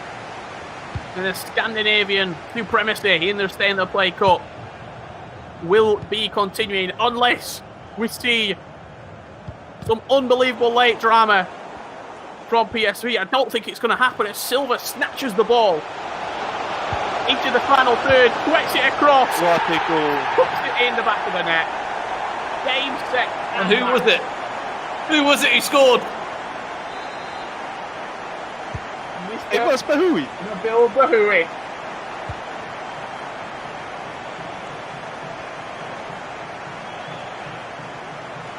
And in time. But I applaud Nabil Bahoui for that offensive gameplay. He's been super calm here in second half in front of the goal. Something he lacked a bit of in the first half. I think he deserved it in the end to win this match. Let's be honest, guys. We've seen plenty of goals. You saw 6 goals in that game, Richard, in the end. 4-2. AAK will go through. And we are losing. We've lost a French team. We've lost a Spanish team. We just lost the Dutch team now. And the Scandinavian teams are continuing their run in the Stay and Play Cup, Richard Buckley. Not only that, but we're losing the coach. The only player with a coach. That is your winning player on the screen right there. Now, Nabil Bahoui comes out with a 4-2 victory in the end. Congratulations to that man. In the end. He gave us so many celebrations. Well, we'll be speaking to him shortly, I believe. He's been giving us Dybala celebrations all day. He might give us one more if he can hear us. Is it going to come? Dybala, there we go. One more. One more for luck. With the Volta as well. Is it Volta? Is it Volta? Dybala, Volta? I mean, it could be both. We'll take it. Volta, Dybala, we'll take it. But fantastic stuff in the end. A hat-trick for him. Oh, sorry, hat-trick. He scored a goal at the end, but he scored 4 goals in total. Fantastic stuff in the end. But Aga, deserved winner, would we say? He certainly was more the clinical, the calm out of the two. Yeah, I think so. I mean, it was the closest match we had so far. Both players knew what they were doing, definitely. As I mentioned with the skill moves, there was a great variety. And I believe in the end, it was about taking your chances and be calm in front of the goal. And Nabil was the most clinical of them, and therefore he won. Awesome stuff indeed. Well, that's all that says, I should say, for that game. We lose, unfortunately, another big club in the Stay and Play Cup, but the Swedes do so well. AAK continue their dominance against PSV. Back in 2012, I said the last time they matched up in the Europa League here at the Stay and Play Cup, they snatched the win. Aga, thank you very much for joining us in the casting booth. We're going to let you go back over to Jimmy and the rest of the guys now. Thank you, Brandon and Richard, and welcome back, everyone, to us, our beautiful faces, and Aga, of course. Great game there, Aga. I'm going to kind of go on your coattails a little bit, say that was the tightest game so far, but I do want to give a shout out to Mike, who switched his vote from PSV to AIK right before the game kicked off. Mike, you look like a proper genius right now. Well, when I saw the selfie video, the confidence, how he was speaking to that camera, it was more so telling people, you need to tune in. I'm feeling good about myself. And you saw that. I think he made at least 2 to 3 times as many chances as well. He just didn't convert very well in the first half. It was all about being clinical. And Spencer, your PSV choice, unfortunate, lost it right there at the end. Yes, I was a little bit concerned when I saw the way he was sitting with his, I guess that was his mate next to him. Very casual. I was like, what sort of posture is that for a professional FIFA match? Come on, pal, you're better than me. And we got his goal back and I thought, okay, maybe I'm wrong. And then it ended up going that way. But I was just doing some research into these Scandinavian teams because let's face it, it's getting a bit silly now. And apparently, Bahoui, who's just won there, says his dream final would be obviously the Swedish team versus the Swedish team versus Djurgårdens in the final. Now, I looked at the bracket. This can happen. If he wins all his games and our player Jesper from Djurgårdens wins all his games, we could see an all-Swedish final. And let's face it, other than the Danes, it's going to be someone from Scandinavia. Although, the next game we've got today is an interesting one because It's a Scandinavian team versus what I believe. I don't think Finland. Aggie will confirm this, but pretty sure Finland isn't actually classed as part of Scandinavia. It's just another Nordic country. But maybe it's a little bit closer geographically. They might be able to take someone from Scandinavia down. Yeah, it should be. I mean, that part of the region of the world is definitely dominating. Now, Aga, was there something that you saw in his game today, that like in Nabil's game, that really set him apart? Because he's the first player today that was down a goal, gave up the first goal, and came back and won. He's the first player that I heard that was having that kind of confidence before a match, and not so humble perhaps, but very clinical and calm. And I mean, I like that. We need to have these sort of personalities as well. And I believe that maybe as a FIFA player, he weren't as good as the two Jespers, but we all know that mentality plays a big part in FIFA as well. Now, Mike, we saw Nabil score with himself for that last and final goal. What kind of feeling must that have been like to just ice the game with yourself and then do a one-arm push-up as your celebration?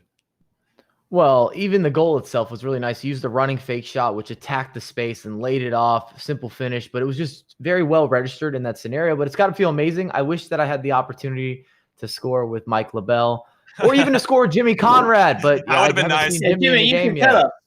How does it feel, Jim? Well, I don't know. I was a center back. I never really pushed all the way up. Plus, EA never gave me. I was never fast enough. I'm still bitter about my pace. I still feel like I'm a little bit faster than I was. Different conversation. So, Spen, the winner now, Nabil, is going to face Phil Foden of Man City. I'm sure you're familiar with Phil. How's his game, and how do you think he'll do against Nabil? You know what? I've never actually said this before, but I've always thought, whenever I've looked at Phil Foden, do you know who he reminds me of? When I look at him, the way he kind of physique, the way he looks facially, he reminds me of Tex. If you don't know who Tex is arguably one of the better FIFA players in the world, certainly over the last few years, a young kind of prodigy. Who's just been smashing it the last few years as a FIFA player. But I always think when I see those two that I've never seen them in the same room. And if Phil Foden can channel the inner Tex in his FIFA performance, then he won't be beat. But I mean, the Scandinavians are hard to beat. But I'm going to back obviously UK players. We've got to look after that scene and see what we can do. So I'm confident in Phil. So Aga, this next question is for you because, and using Phil Foden as an example, the way he plays, do you think that he tries to play the same way when he plays FIFA?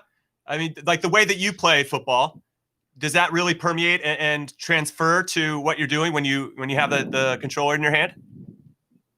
I'll actually say the opposite, that I play football based on FIFA, like the way I think it's kind of a habit that came to me. But I mean, potentially you could see it. I mean, so far we had a lot of attacking players playing this Day and Play Cup, and we got a lot of goals. So, I mean, it wouldn't surprise me to see Phil Foden playing a bit tiki-taka-ish. All right, now let's take a look at the highlights of the third match of the Stay in Play Cup. It was the acronym derby, PSV versus AIK. Nabil Bahoui was the winner 4-2, but let's see how he got there. He's down this first goal, Mike, but he finds his way back in. And he needed this because he had missed so many chances. And any of us that played a lot of FIFA, if you miss your opportunities, you feel like it's not going to happen. You start losing confidence. And no matter what you're doing, you have to have self-belief. But at the end of the day, Nabil just kept making chances. I feel like this was his best goal. A little bit of a 1-2 down the end line. Opens up a lane of space, lays it off. Some would say that it's sweaty. He passes it across, but it's a guaranteed goal. You can't miss from there. Yeah, here's a good look at the penalty that made it 2-2. Classy finish. At this point, I thought it was everything to play for. Only 18 in-game minutes left. We thought we might go to our first golden goal of the competition, but here is the game winner. Spencer, what did you see here? Yeah, I mean, it wasn't just one, was it? It was two he got in the latter stage of the game, which I think shows you the kind of player he's going to be. You know, real champions can turn it on in the last second of games to get that win. So he did what he had to do, and he's through. And speaking of people that are feeling pretty good about themselves right now, there'll be a few people out there that'll be buzzing because we've just done our first pack drops. FUT birthday player packs, untradeable versions, have been dropped to a selection of Twitch viewers just now. Make sure you've got your EA and Twitch accounts linked though, because we're going to keep doing this throughout the 5 days of this tournament. And it's a great benefit if you can be one of the lucky ones to get yourself one of these packs. All right, well, 3 great games are done, but we have one more coming up right after this break, so don't go anywhere.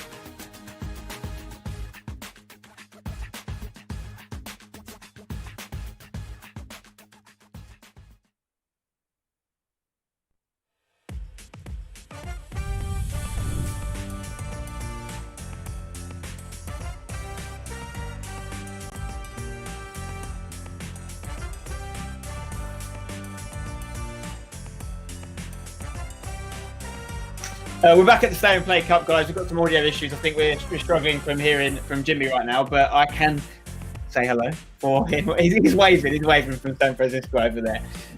But we are back, obviously, Stay and Play. This is a very important cause, guys. We're doing it all remotely, so there's a lot of technical challenges, and not just us four people you see on the screen and the casters. You've got all the production team as well in different houses all over the world. So there's going to be the odd technical difficulty here and there. But we're going to try and get Jimmy back as soon as we can. But Aga, the next game coming up is an interesting one because we've got a Scandinavian team again, bit of a running theme here from Denmark. We've also got a Finnish team. Now, I'm right in saying Finland is not classed as part of Scandinavia, is it, Aga? It's more of a Nordic region, but hopefully got some of the same abilities on FIFA. Yeah, it's true, as you say, Spencer. And this match, I'm really looking forward to it. And the reason why is because it's FC Copenhagen. And last season, I represented FC Copenhagen Esports North.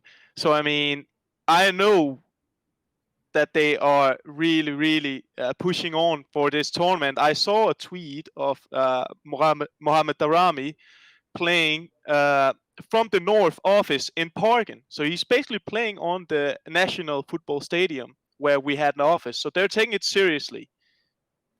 Yeah, it's an unbelievable facility over there. And yeah, we know that all of Scandinavia seems to be taking this seriously, but none less than Copenhagen. Let's take a look at some of the tweets we've had in throughout the show so far. So from Paul Bradford. He says, just walked into this restaurant and thought I was watching real soccer for a second. Hashtag stay and play. Cup presentation looks fire. So appreciate that from you, Paul. We're doing our best, obviously, as we mentioned, we're from different corners of the globe trying to bring this to you. Thank you for that. This is from the EA Sports FIFA competitive gaming account. It was a tight contest, but it was Nabil Bahouri who came out with the win for AIK.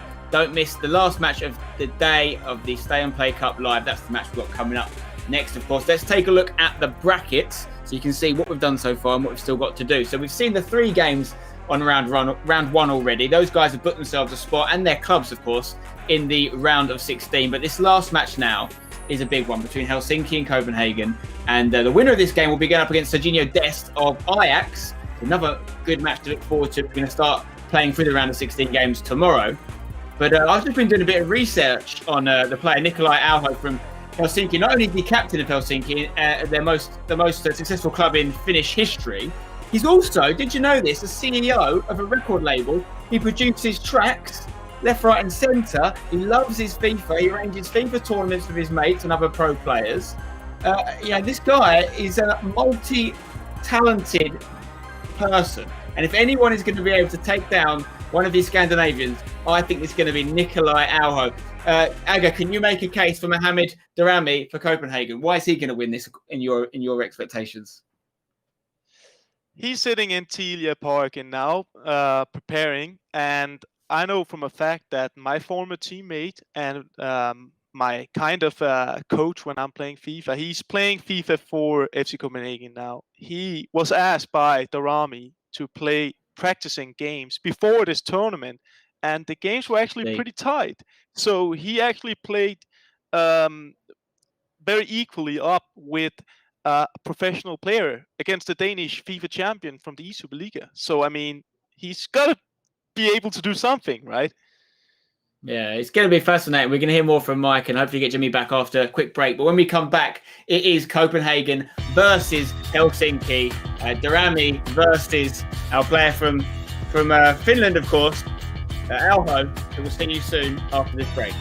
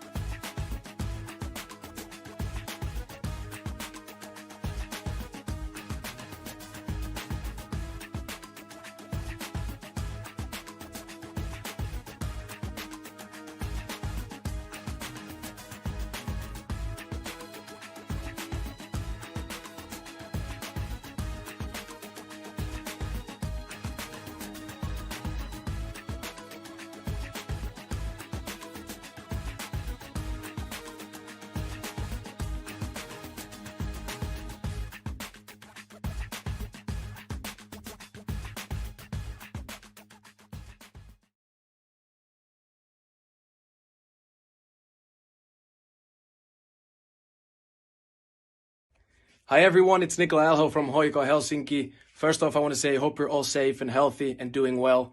Here's my setup for the FIFA 20 tournament. Stay and play, hope you enjoy. Let's have some fun. Let's go. It's Mohamed Rami for FC Copenhagen. This is my spot here to play. I'm very excited and it's a very big honor to play in this tournament and hopefully I'm gonna win my first game. See you out there. Ciao. Well, some great messages there from the players. You may have noticed we're still without Jimmy right now. We'll get him back as soon as we can. But what I'm particularly interested in those two videos there from two players is one, they've got great setups. We've talked about the Copenhagen setup, and that's the professional esports setup in the stadium, which is so cool.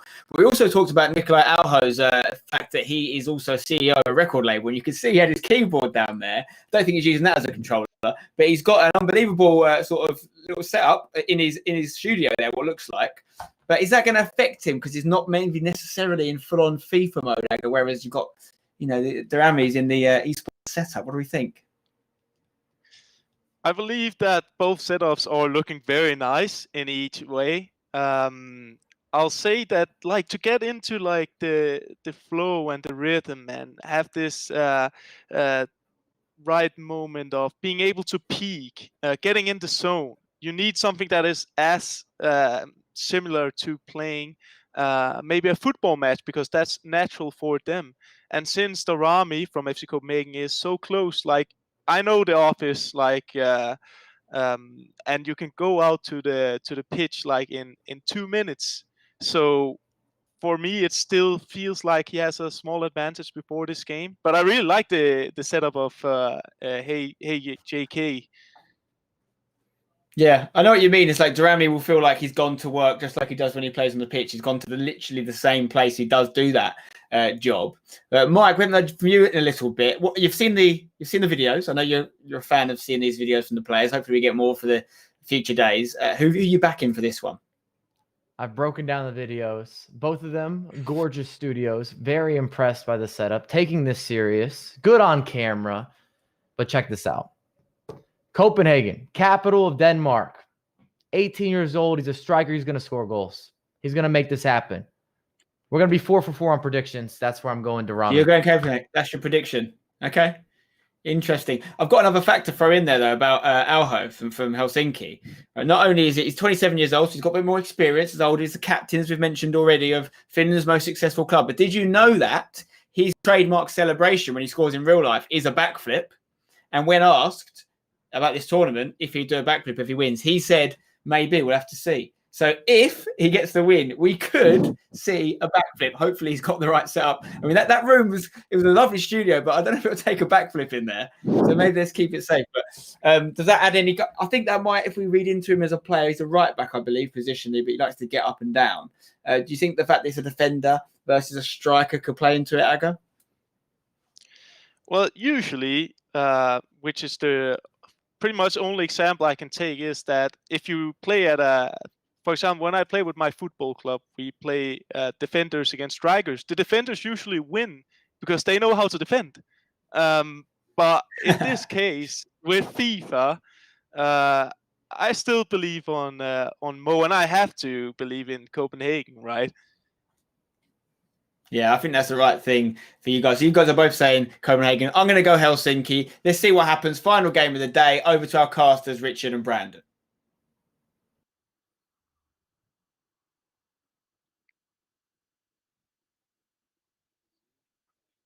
Cheers for that, Spencer. It's clear to see we've got a few issues persisting here, but me and Aga might be taking it. You're back? No issue, just didn't unmute the mic. Probably would have helped. That red one, you want to press it before we go it's live? Unmuted now. It's unmuted now. But as I was saying, sorry, this is going to be a special game because you've got Aga, of course, formerly of FC Copenhagen. You've played there. You've won the E-Superliga as well with them. You must be expecting something big from Damari in this game. 18 years of age, is he a young player that you've seen since you've been there? I mean, I know we are actually friends, me and Darami. So I know him, and I know he loves the game of FIFA. recently he went to his Instagram and he just took a picture each time of the scoreline between him and his mate and say next one, bring it on, I'm gonna beat everyone. So he's confident, he's very confident, and he's a fun guy, really. So yeah, I'm rooting for him. I think he'll do it. I mean, confidence is probably the final 10-15% in a FIFA match. Everyone knows how to play FIFA up to a certain level. You know what's strong, you know what's meta, aka if you're watching and you don't understand what meta is, it's the most effective tactic available, the most effective way of scoring a goal, the most effective way of defending. If everyone, from what we've seen so far in this Stay and Play Cup, has that sort of logistical, the fundamentals of FIFA down, it could come down to the final 5-10%, which all is it's in here. It's all inside the mind. It really is at the end of the day. And I've said this a few times, but we have been quite spoilt with the games we've seen today. We've seen so many goals. I think we've seen like a minimum of 6 a game. So we're yet to see a 0-0 that will go into golden goal, or a 1-1 or a low scoring affair, so to speak. So I'm looking forward to this one as soon as it does get underway. But the thing I'm looking forward to the most, Richard, is this potential backflip that Alho could offer us. He does it when he scores for Helsinki from a through kick, or as he said, he's a fullback by trade, but getting on forward and scoring goals is still very impressive for him, the captain of the club. I would love to see a backflip pulled out from him. Of course, he has to stay safe when he does it. A backflip would top off this fantastic day, really, wouldn't it? Question for you, Aga. What's the most you've ever celebrated in real life after a game on FIFA? I think actually it was I've been celebrating a lot after just with the years I tried to stay more calm after, but I believe after actually it was last year of the Global Series, I had a penalty shootout in Bucharest against Sima, where I managed to win and go past the Swiss. So I was absolutely over the moon, and I believe all the players who were competing could actually hear me screaming out loud. So that was a big celebration for me. Yeah, I certainly remember. Go on. We've seen a coach in the last game. We've got an entire camera crew on Darami's POV right now. I can see a cameraman. I can see, is there a producer in there calling the shots? This is outrageous. You might be able to give us a bit more clarity on it, on Aga, on what's that room like then? So, you said it's actually in the stadium of FC Copenhagen. What's it like there? Have you played weekend leagues from there before and qualifiers?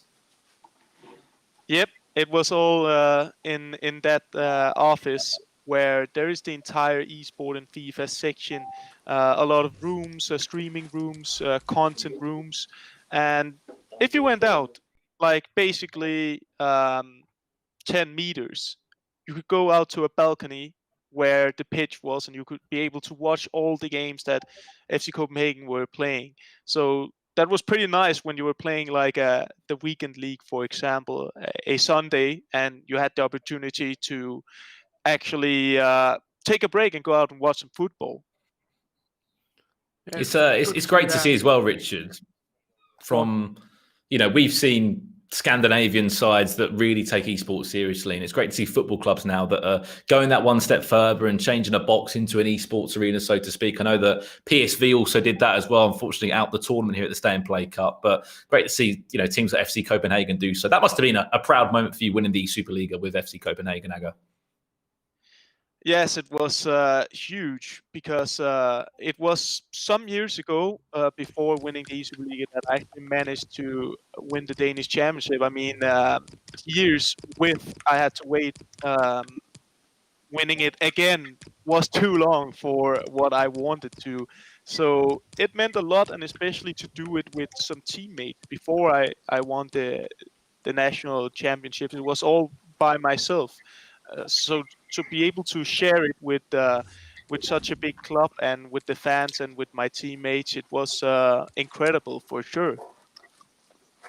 It was also good to see everyone maintaining the 2 meters in play at Copenhagen, as we are seconds away from to Agu. quickly, Richard. Sorry to interrupt you. Aga, in this FC Copenhagen side, who should we be watching out for? In this mode, it's harder to tell, but I would definitely keep Ndoye and Bin in mind. I mean, there are pretty big strikers in real life, like some sort of box players, like target men. So they're going to be tall and they're going to be fast. So I'm expecting goals from them. I'm surprised that Darami isn't there. Is he in the lineup? He is. He's on the right midfield. Yeah. He's on the right midfield. Yeah, he's called himself into action. We are waiting just for HJK Helsinki to get their team sorted for this game for Nikolai Alho. There it is. It's ready. I'm sure that he'll be in the starting lineup as well. But as we mentioned, this is our final game of day one of the Stay and Play Cup. As I said, we're going to be live across 5 days. Round of 16 tomorrow. Then we'll move into those quarterfinals, semi-finals, and then we'll be crowning our winner on Sunday. Richard, whoever wins this goes up against Ajax. That should certainly be a decent round of 16 game. Yeah, that will be a really, really impressive game. You're potentially going to have two huge esports organisations as well, and FIFA influencers going up against each other in Ajax and Copenhagen. That is if Mohamed Darami does get past Nikolai Alho for Helsinki. Well, we are underway. I think there's been a pause cued earlier on. I think Darami wants to take off that arrow you can see on his player early on. But we can see how he's lining up. 4-4-2 in action for FC Copenhagen. We've got Aggie in the casting booth with us to talk us through this game and add any expertise where he can. Hopefully, we're going to see a load of goals as well. Is Copenhagen and a fantastic start to the game. A tap of the badge, and it was Ndoye. Again, with the Dybala celebration, 6 minutes in, breaking the deadlock.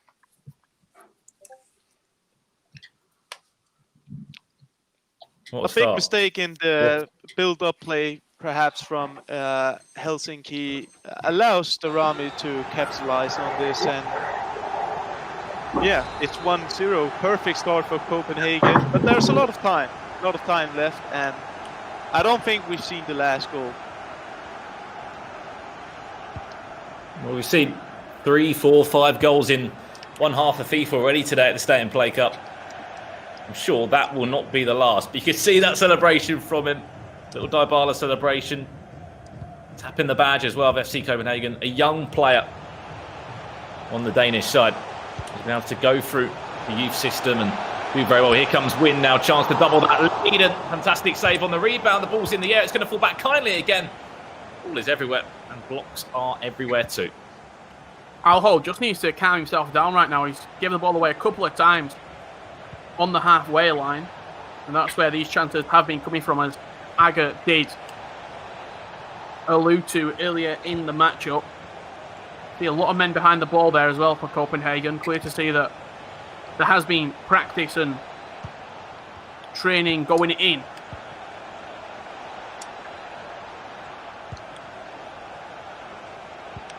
Interesting fact as well to talk about after this attack does come in. Alho's just offside. They did match back in the Europa League in 2014 in the groups, where both teams were actually able to take a win off each other in the group, winning their home matches. It was 2-0 for Copenhagen at home for them, and Helsinki snatching a 2-1 win out in Finland as well. So quite even when they've matched in European football.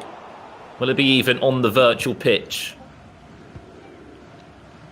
Seems Spencer, like Nikolai has had the chance to calm down the game a little bit and establish himself with some nice ball possession, while Mohamed Darami is playing a bit more counter-attack with the 4-4-2, tracking a lot with the center mids and waiting for the right opportunity to take the ball and start a counter-attack. There'll be a lot of people watching this, August, who want a couple of tips from you. So you're speaking about formations there. What is your favourite formation in FIFA 20? My favorite formation in FIFA 20 is definitely the 4-2-3-1 because it is the most balanced formation and it allows you to play in different ways. And you always know what you get from this formation. It's solid. But if I had to choose another one, I would go with the 4-4-2, a formation that I've been playing a lot with as well, and which is also balanced, but it allows you to be more deadly on the counter attacks. And that is why a variation between these two formations is what I have been doing in FIFA 20. One thing to mention as well, quickly, Aga, is that Darami said that he had a little bit of practice with a fellow professional FIFA player at FC Copenhagen as he looked to try and double his lead there. If you were, if a professional footballer was to ask you now, what can I improve upon going into the Stay and Play Cup? What would you be looking to improve them on? There was a few basics to add into their repertoire, so to speak. Well, I would want to tell them to get used to the basic skill moves such as the drag back and the ball rolls. But it seems like they all learned that. We see it in each game. So the jockey movement in defending, because that is something I've been watching these games so far and feel like that we haven't seen like amazing defenders yet, which is obviously also hard because we have very attacking players. But if you learn to master the jockey movement with your CMs or your centre backs, then you're on a pretty good way to have success in this cup, I feel like. Here comes Copenhagen again. It will be Wind with a chance. End-to-end Doi, who's already got himself a goal in this game. Back to Rami, the man who's controlling his own player. Is he going to try and go alone with him? Of course he is. And unfortunately, no way through in the end. You can clearly see the game plan here that's been set out as well for Copenhagen and Mohamed Darami. Get down to the byline, look for the pass across the box. This is, in the first 35 minutes, probably I can count on two hands how many times he's wanted to get into that position and then look for the pass into the danger area. So, once again, evidence of the practice that's come into the Stay and Play Cup.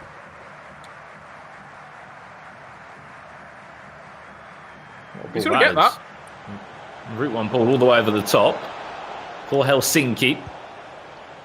Nicola Auho with that ball into the box, and it's punched away by the goalkeeper. Still not dealt with. Chance. Back to goal, Helsinki. They could be back in this game. A really good turn as well inside the box there before he fired that shot off.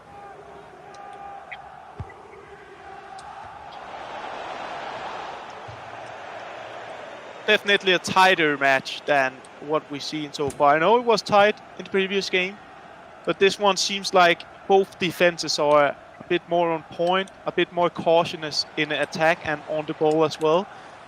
Very interesting, tactical affair. Into that box again and is looking for that cross into the box. We know it's not the most effective way of scoring goals. But when it's head-to-head, Aga, and when it's an 85 rated mode, I always remembered in the past that crosses into the box, those players that are tall would often maybe win that battle because it's so even. It's such an even playing field. It comes down to things like the height at the end of the day. We know that weak foot is the only other thing that can really be adjusted to. Yeah, definitely. I mean, the skill moves are important, but you also need to be aware of that not all skill moves are going to be the key because you can't perform them. I believe it's only 3-star skilling, so you can try in other ways. And in the other FIFAs, I would suggest that crosses were really good, but it doesn't seem to be as efficient in FIFA 20. So you need to try to work your way into the box, which is what both players have been trying to do. Nikolai has been trying for some crosses, but I believe in the end that you need to try to have these small combinations to get into the right angle to score a goal in the box. Also as well, I believe the work rates are fluid, so they're not a sort of stationary 85 rated medium work rate, for example. So the potential high lows or medium lows in your attacking players could, in the end, in the real tight clutch moments, that could be pivotal.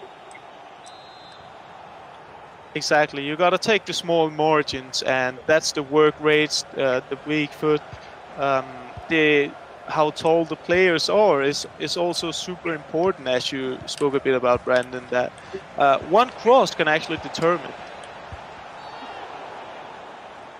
It's going to be a through kick on the edge of the box. The first real chance in this second half. The score does remain still 1-0 to Mohamed Darami of FC Copenhagen. 22 metres out. It would be the man over the ball that's fantastic at free kicks, and it's just wide of the left out post. Alho. I'll tell you what, if that would have gone in with his own pro, we could have seen a backflip there and then.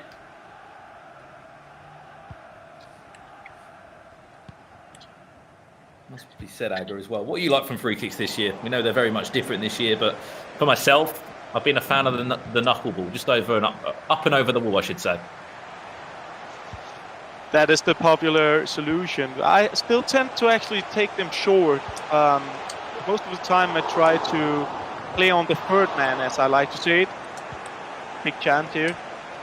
And I actually like to take it short and see what runs that comes into the box. There we have it. What a finish. There it is. I don't know how he managed to sneak that in at the near post, but yeah. At the second. I mean, that chance before, Richard, that save from Helsinki's goalkeeper was unbelievable, but on the follow-up, went through the legs of Helsinki's number one, and it will be 2-0. 2 goals to the good for FC Copenhagen. Mohamed Darami will double his lead. And talk to us about that goal. After this attack does come in, Aga, there might be a third before we do speak about the second. Then Doy with it goes back to the goalkeeper. It was just a practical finish, wasn't it, in the end? Yeah, a bit unfortunate for Nikolai. I mean, it was a very odd angle to score on. Usually the goalkeeper would save it. So yeah, a bit unfortunate, but you need to have the margins, and in this case, Mohamed did. I mean, not a goal you always see, but it can happen. Would you say there's a potential fork in the road right now for Helsinki? If I were Helsinki, I would perhaps change formation, and we need to spice it up a bit now. We haven't seen enough, and he got to ask more questions to the defense. He had a big chance in the beginning of the first half, and in the second half he had the free kick, but he needs to get some more chances consistently now, because time is running out. As we mentioned, the winner of this will be going into the round of 16 up against Ajax. It should be a fantastic game. This chance will be coming in. It will be Mohamed Darami on the ball. Will he look to cross in? Instead, will he look to go into the box in his own into Ndoye? He will look to cut back. It's going to fall back to the man, FC Copenhagen. 3 goals to the good. And they look like they'll be moving into the round of 16 of the Stay and Play Cup. It just makes it look so simple, doesn't it, with Ndoye inside the box there, but you hate to point the finger, but where's the chance come from? It's come from a semi-mistake, you'd have to say. Nikolai Alho trying to play forward, trying to play quick passes in the final third. Extremely effective and quick counter-attack coming in from Mohamed Darami. Fired it in at the near post, 3-0. And he's going through to the round of 16. And is that a clean sweep for the Nordic and Scandinavian region? I mean, for Scandinavia it is, but Helsinki is Nordic. Yes. So for Scandinavia, dominating. It really has been. You look at the teams that have fallen in the Stay and Play Cup in day one. Marseille out the tournament, Valencia out the tournament. Of course, we say goodbye to Helsinki there. PSV as well. PSV. Oh, name. Well, they'll be leaving the Stay and Play Cup. It will be Sergino Dest. It will be representing Ajax in that match, which will, of course, will be happening from tomorrow onwards. Looking forward to that one. We'll have our final 16 confirmed. It will be in writing of who will be in the Stay and Play Cup moving forward. As I said, 5-day tournament. This is only day one, so really strap yourselves in for the next couple of days because there's going to be so much FIFA to watch. We're going to see celebrations. We're going to see challenges. We're going to see so much in total, but we're not done yet. We may be looking for a fourth. This is Mohamed Darami, but just the fact that he wanted to make changes, Aga, is positive. You're 3-0 up. A lot of people wouldn't even bother, pausing the game or making a change.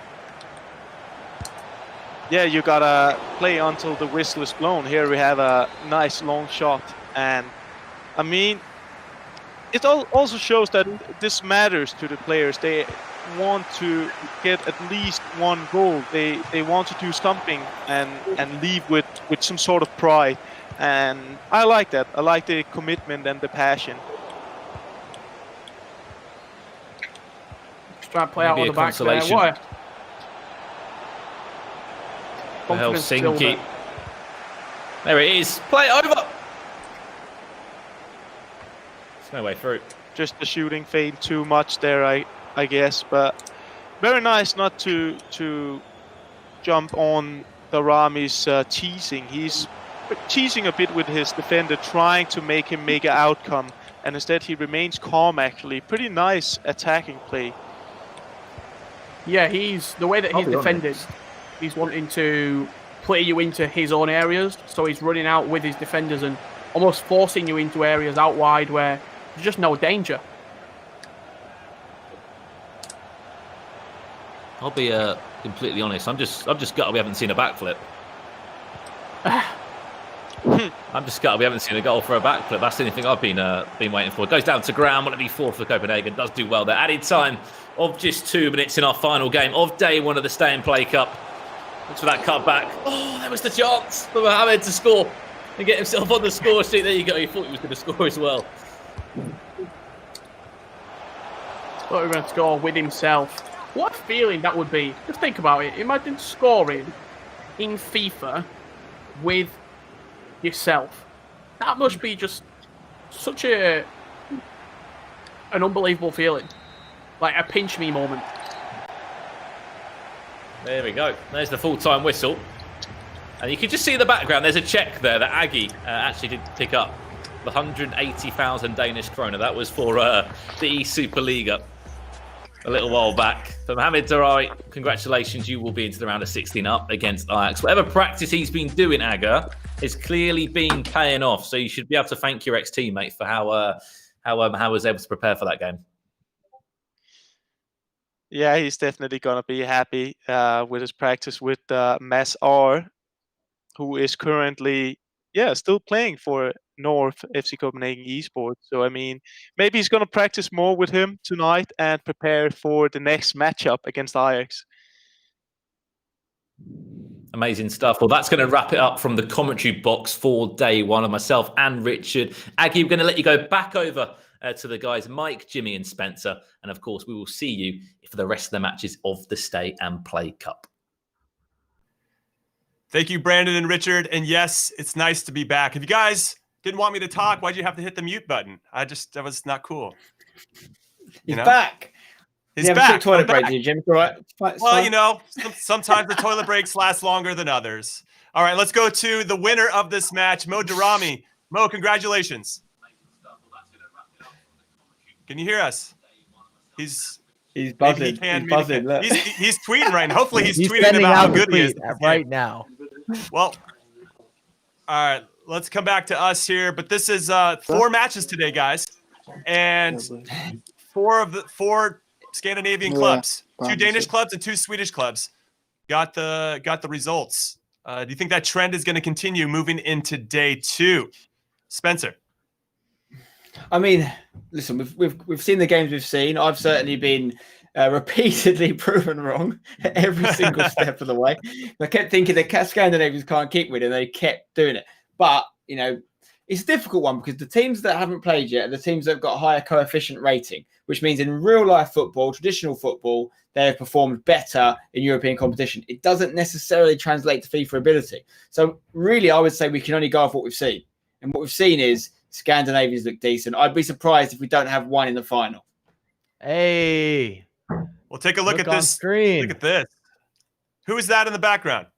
So we've got Marcuso and we've got, of course, August Rosemeyer, who's joining us now. hoisting the Superliga. That was a vibe. I saw that online, and it looked like there were maybe 1,000 people in house. How many people were there, August? I believe it was around 3,000 people actually live. Wow. Well, then don't let me undersell it. 3,000 people live. Yeah, And tell us since about that Spencer feeling, was- Naga. How did that feel? Well, it was amazing. I mean, it wasn't just live spectators; it was actual fans. And I mean, we played Brøndby in the final, and it was, you could say, on our home pitch, kind of. And when we played Brøndby in the final, it was like with drums, songs, banners of Marcuso, you got nice hair, August, you don't. You know, all these kind of things. It was great, and yeah, luckily we won. So yeah, it was an amazing experience. Now, Mike, I cut you off before. What were you gonna make fun of Spencer about? Oh, I was going to elaborate. This is Mike, formerly known as one of the members of Spike. And as Spencer was getting all the predictions incorrectly, I got all the predictions correctly on this broadcast. 4 for 4. Yeah, but you jumped ship. Let's not forget you jumped you guys ship. come at me. You had a prediction, you changed it last minute. I stuck to my guns. That's true. That's fair. All right, now let's take a look at the highlights of this last match of day 1 of the Stay and Play Cup. Copenhagen versus Helsinki. Mo Darami doing the business. Got the first clean sheet today. And Mike, talk us through at least this first goal, and then maybe Spencer and Naga want to hop in too. Starting out the game with a quality finish, bread and butter, right down the middle of the pitch. That's where opportunities are created. And that's what I wanted to bring up. This was much different in terms of approach play. One of the few mistakes made from Darami there, but he was defensive, he was tactical, he had a game plan, he looked for the pass across, he looked for different angles, and that's why he was able to maintain a clean sheet. Yeah, so it's 1-0 here. He's going to get his second. Goalkeeper maybe could have done a little bit better if I'm being critical, but it felt like he was in control the whole time, Spencer. Well, I mean, he had to know what to do with that finish, that tight angle, which is not easy. That one, maybe you could be more critical of the keeper because it's kind of across his body, but the other one, I think he pulled out a high quality finish there. And I thought when I saw that he had a little bit of the the FIFA trainer on, that he was not going to be a good player. But I was completely wrong about that as well, because he's actually, I think, the only clean sheet of the competition so far. So very convincing display. Yeah.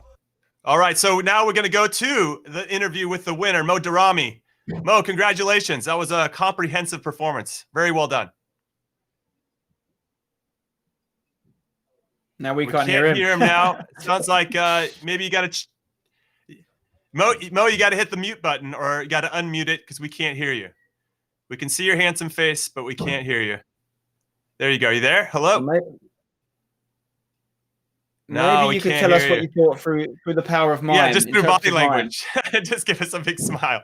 No, we can't hear you right now. Yeah, there we go. That's what's up. All right.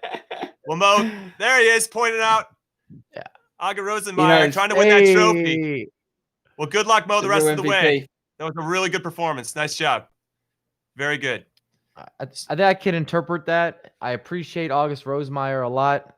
He's a good person. Yep. I'm glad I got this W. We executed a fantastic plan. Mr. Clean Sheet. Thank you very much. Back to you guys.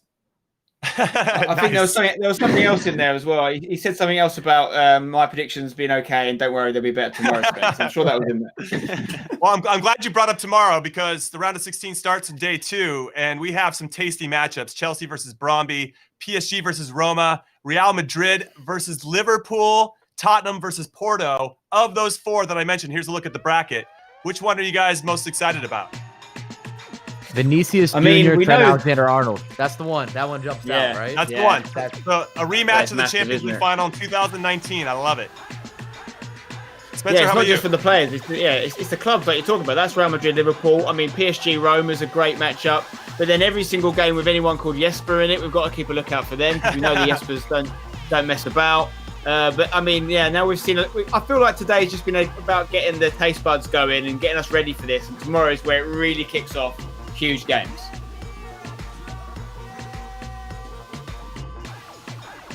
I think that we might have another Twitch drop as well, you guys that are in the chat. As you can see, live viewership rewards. Always hashtag Stay and Play Cup. We've seen day 1. every single day. Make sure to link your accounts, twitch.tv/EA Sports FIFA. And you got packs. Lovely pack. Yeah, the ones that you guys just won is the untradeable Prime Gold Player Pack to a selection of Twitch viewers. So make sure you guys check your accounts to see if you won. And we appreciate you guys watching with us. All right, so now let's take a look again at tomorrow's schedule. We looked at the bracket. We saw 4 tremendous games today. We get to be joined by a special guest, a former World Cup champion in Aga. It's all been happening here on day 1. But what's happening on day 2? Chelsea versus Brøndby. Azpilicueta versus Lindstrom. We saw what Jesper Lindstrom could do today. That could be a tough match for the captain of Chelsea. Then Juan Bernat versus Justin Kluivert. PSG versus Roma. That is going to be tasty. Serge Aurier versus Silva from FC Porto. And then Vinicius Jr. versus Trent Alexander-Arnold. We see a lot of people online backing Trent Alexander-Arnold. They think he's going to win it all. Not just this game, but just overall, the whole tournament, the first ever Stay and Play Cup. Mike, Spencer, Aga, what do you guys think? Who do you like in here? Spencer, go for well, it. I mean, in terms of those games, I know Trent is hotly tipped player. I would have thought Azpilicueta could go very far into this, but then having seen who he's playing and having seen how good, I actually still think that performance is the one that stands out the most from today, the very first game, mainly because we know about his credentials on FUT Champions. The fact that Jesper is a 27-3 player is unbelievable for anyone that knows the scene. But the main thing I've got from today is just the history that's been made. This is really the first of its kind tournament with football players playing for their clubs in a tournament, you know, in terms of technology, never really seen it before, in terms of the remoteness of us all, in terms of production, presenters, casters, and players all being in their own houses. And I'm really, really enjoying it. And tomorrow's games is where it goes up a gear. So I cannot wait to see what happens. Yeah, it's unprecedented, and we can't thank the people behind the scenes enough for everything they've done to make this happen. Now, Mike, any closing thoughts before we go? One, I like that we get a glimpse of everyone's apartments or homes. And I have had the pleasure, and the current World Cup champion, with Mo Alba playing against Trent Alexander-Arnold at the beginning of this year, and that was a draw. So that's why Trent has a lot of favoritism. He's earned it. All right, well, thank you for watching, everyone. Thank you to Aga for being our special guest. And congratulations to the players who advanced today. That is a very big deal. Also, be sure to join us tomorrow in the same place and at the same time, starting at 12 p.m. Eastern, 5 p.m. UK time, and 6 p.m. in Central Europe.